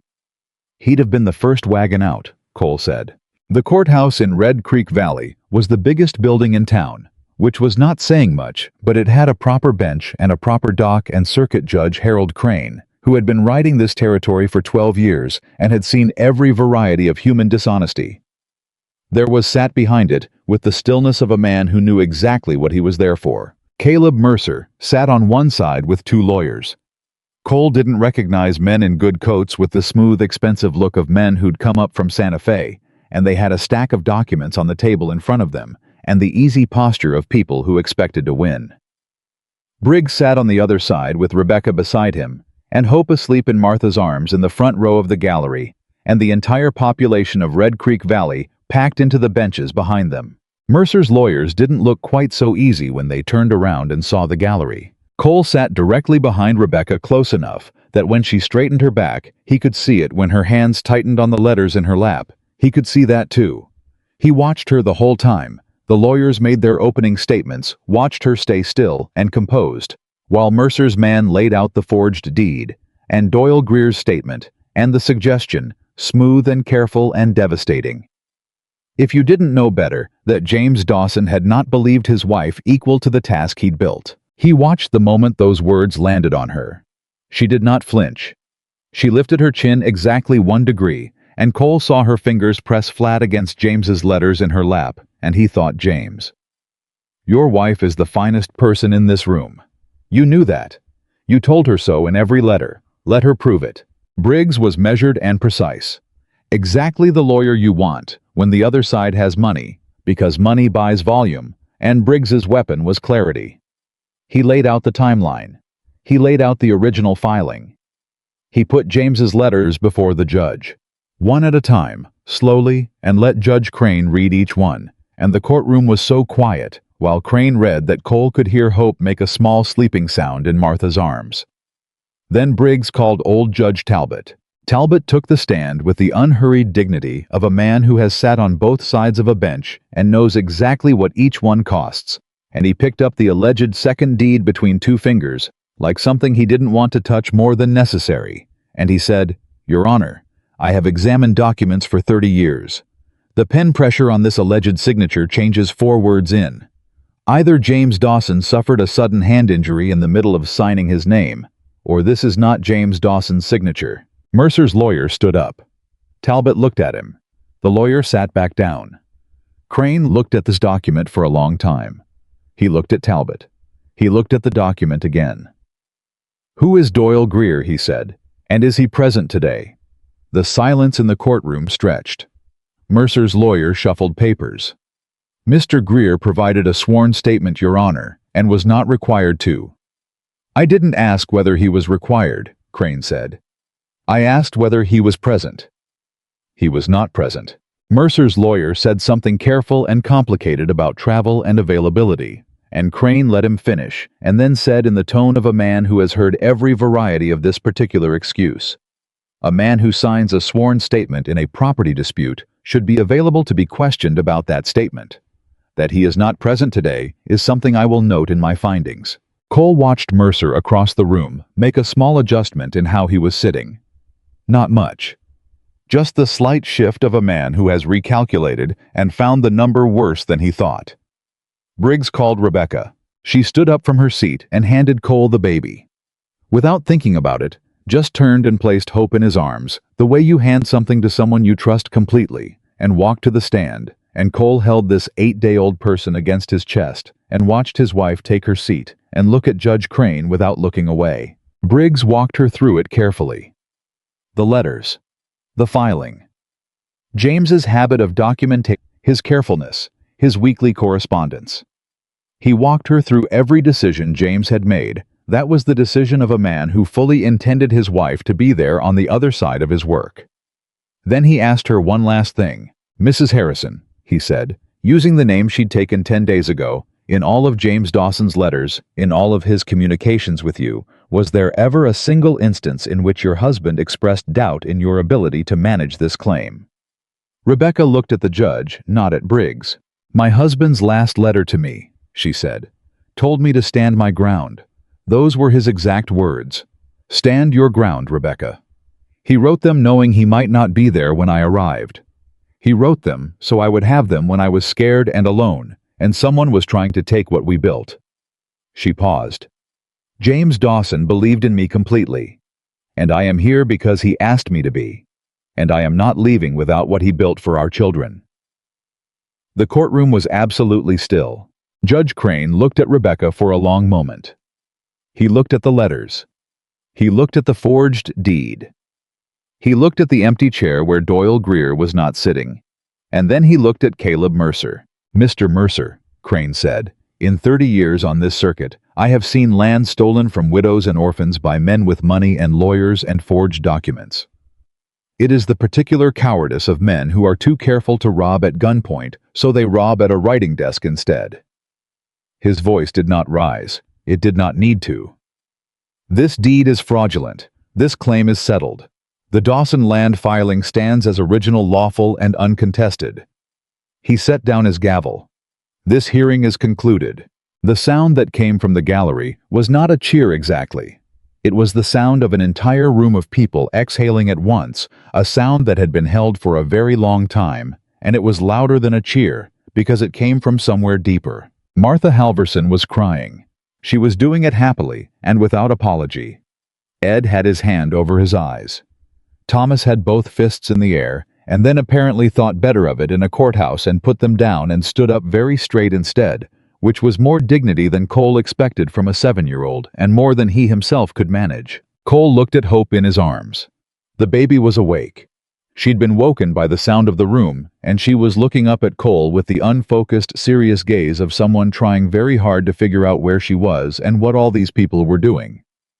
We won, Hope, Cole said quietly. Your daddy's land. We won. Across the room. Mercer stood and buttoned his coat with the precise movements of a man controlling his face. He looked once at Cole, the look of a man who is filing the loss away and deciding what it means for next time. And Cole looked back at him steady and flat, and Mercer looked away first. That was the end of it. Not immediately.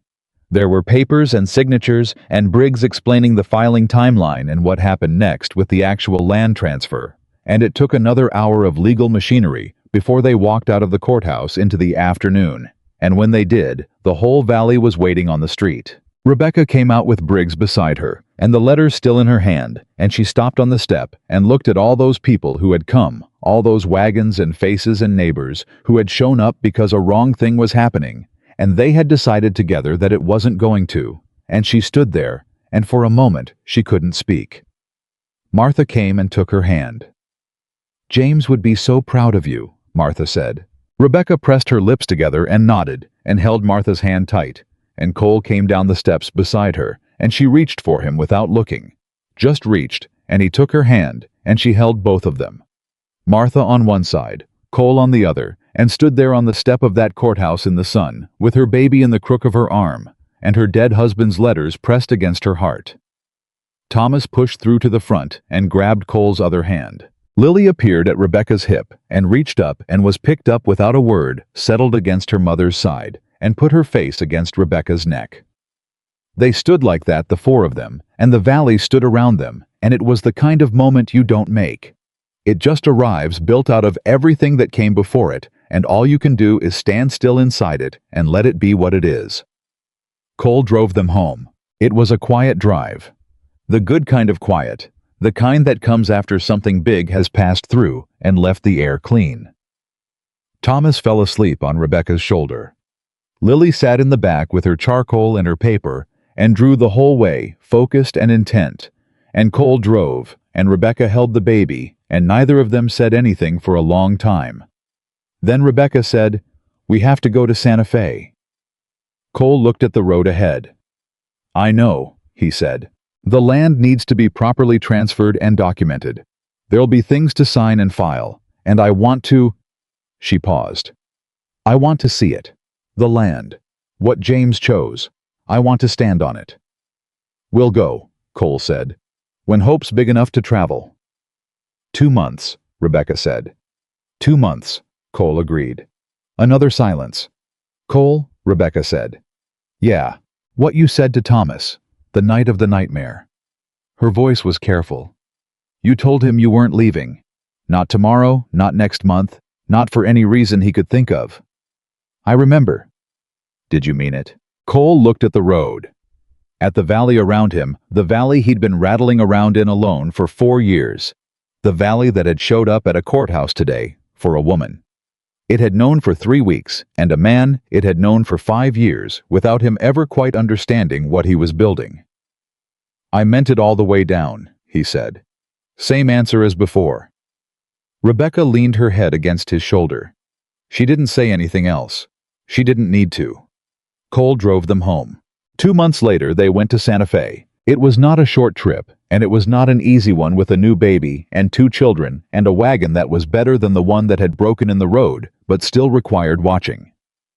Cole drove, and Thomas navigated with a seriousness that made Ed Halverson's map look official, and Lily drew everything they passed, and Hope rode in a sling against Rebecca's chest, and seemed to have decided that motion was the correct state of affairs, and was happy as long as the wagon kept moving.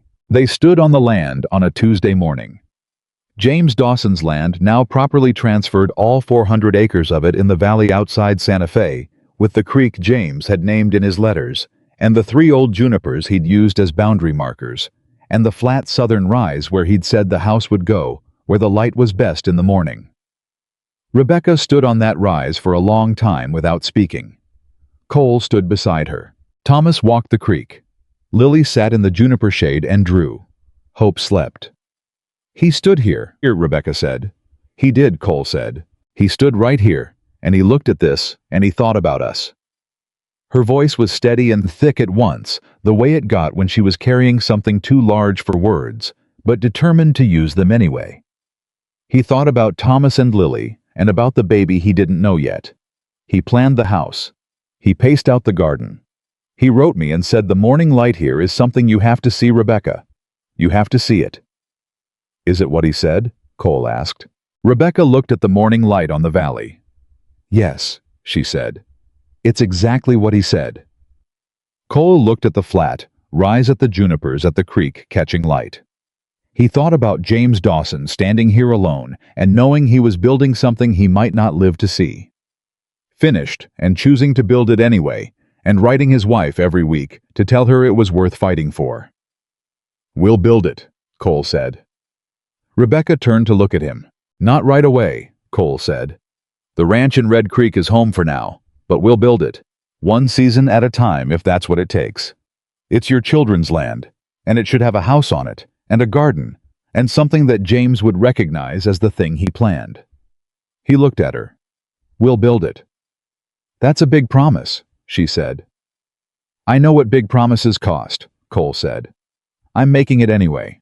Rebecca looked at him for a moment. This man who had turned his horse around on a burning road for a stranger who had sat on the edge of a 7-year-old's bed in the dark, and meant every word he said, who had held a new baby against his chest in a courthouse, and called her daddy's land one, who had spent 4 years believing he had nothing left, and turned out to be wrong about that in every possible way. She reached up and put her hand against his face. Not brief this time. Not a passing thing. She put her hand against his face and held it there and looked at him straight. James would have called you a good man, she said. He was careful about that word. He didn't use it often, but he would have used it for you. Cole put his hand over hers. I'm going to spend a long time trying to deserve that, he said. You already do, she said. You just don't know it yet. And from the juniper tree. Lily's voice came floating over. Mama, come look. They went. Lily had been drawing the rise, the one where the house was supposed to go, and she'd drawn it with a house already on it. A real house with a chimney and a porch and a garden beside it. The detail of it, extraordinary for a child's hand. The careful lines of someone who had been thinking about this house for a very long time, and finally knew exactly where it went. And in front of the house, 4 figures. One tall with a hat. One with long hair. 2 small ones. And in the tallest figure's arms a 5th. Tiny. New. Thomas came up behind them and looked at the drawing. That's us, he said. That's us, Lily said. Cole crouched down and looked at the drawing. This child's vision of what they were, what they'd become across one impossible summer on a broken road in the burning Arizona heat. And he thought about an earlier drawing, the one on the road the first day, the house with 4 stick figures, and the tall one that didn't have anyone to be yet. It had someone now. It had all of them now. He folded the drawing along its creases and put it in his chest pocket against his heart, and he stood up and looked at the valley that James Dawson had chosen, and the family that had built itself out of grief and stubbornness, and one man's inability to ride past a child fallen in the dust. He looked at Rebecca, holding hope. He looked at Thomas, squinting at the horizon with his father's serious eyes. He looked at Lily, already starting the next drawing, the charcoal moving fast and certain, like she knew exactly what she saw and couldn't wait to put it down. I thought about the road, about the burning heat and the broken wheel and the 3 men who'd laughed and ridden on, and the 1 man who hadn't. He thought about what would have been lost if he'd kept riding, and the thought of it was a cold hand on the back of his neck. Even now, even standing here in the sun, with everything that had come out of that moment. He thought about Henry.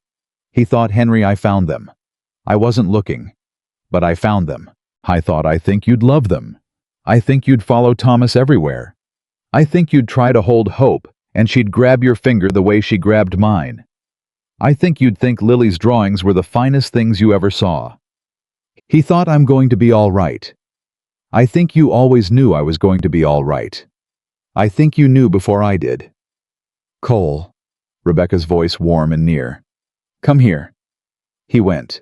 She was standing where the porch would be, on the flat of the rise, holding hope up in both hands, the way you hold something you want to show to the sky, and Hope was awake, and squinting into the morning light, with the expression of someone who has just discovered that the world is enormous, and intends to think carefully about what to do with that information. This is it, Hope, Rebecca said. This is where your father chose for us. This is where we're going to build. Hope grabbed at the light like she could hold it. Cole stood beside them and watched. Thomas and Lily came up on either side of him, one at each arm, without being called, the way children do when they understand that something important is happening and they want to be in it. Thomas slipped his hand into Cole's. Lily pressed her shoulder against his arm. Cole Harrison stood on James Dawson's land in the morning light, with a boy at one hand and a girl at his side, and his wife holding a baby up to the sun. And he understood something that no amount of loss and grief and 4 years of silence had managed to teach him, and one broken wagon on a burning road had. He understood that the people you lose do not stop mattering. They become the reason you turn around. They become the love that didn't have anywhere else to go, and that love goes somewhere. After all, it finds the place, it belongs, it finds the people. It was always moving toward, and the road that looked like it led nowhere was leading here all along. He had ridden past, he had come back, and everything, every hard and broken and beautiful thing that followed, had begun with that single moment of turning around. A man does not always know in the instant he makes a choice that the choice is going to change everything. He does not always feel the weight of it. He does not always hear the sound of a door opening onto a life he didn't know was waiting. But Cole Harrison knew it now, standing on that rise with that family in that light. I knew it now, and he held on to it, and he did not let go. Because the greatest thing Cole Harrison ever did was not fighting Caleb Mercer, and it was not standing his ground in the dark with 5 riders in the yard, and it was not even marrying Rebecca Dawson, or learning to be a father to children who needed one. The greatest thing Cole Harrison ever did was turn his horse around on a burning road when every broken part of him said to keep riding. And that one choice, that single, ordinary, everything choice, was the beginning of a life. He had stopped believing he deserved. He had been wrong about that too. And he was grateful every day for the rest of his life that he had been wrong.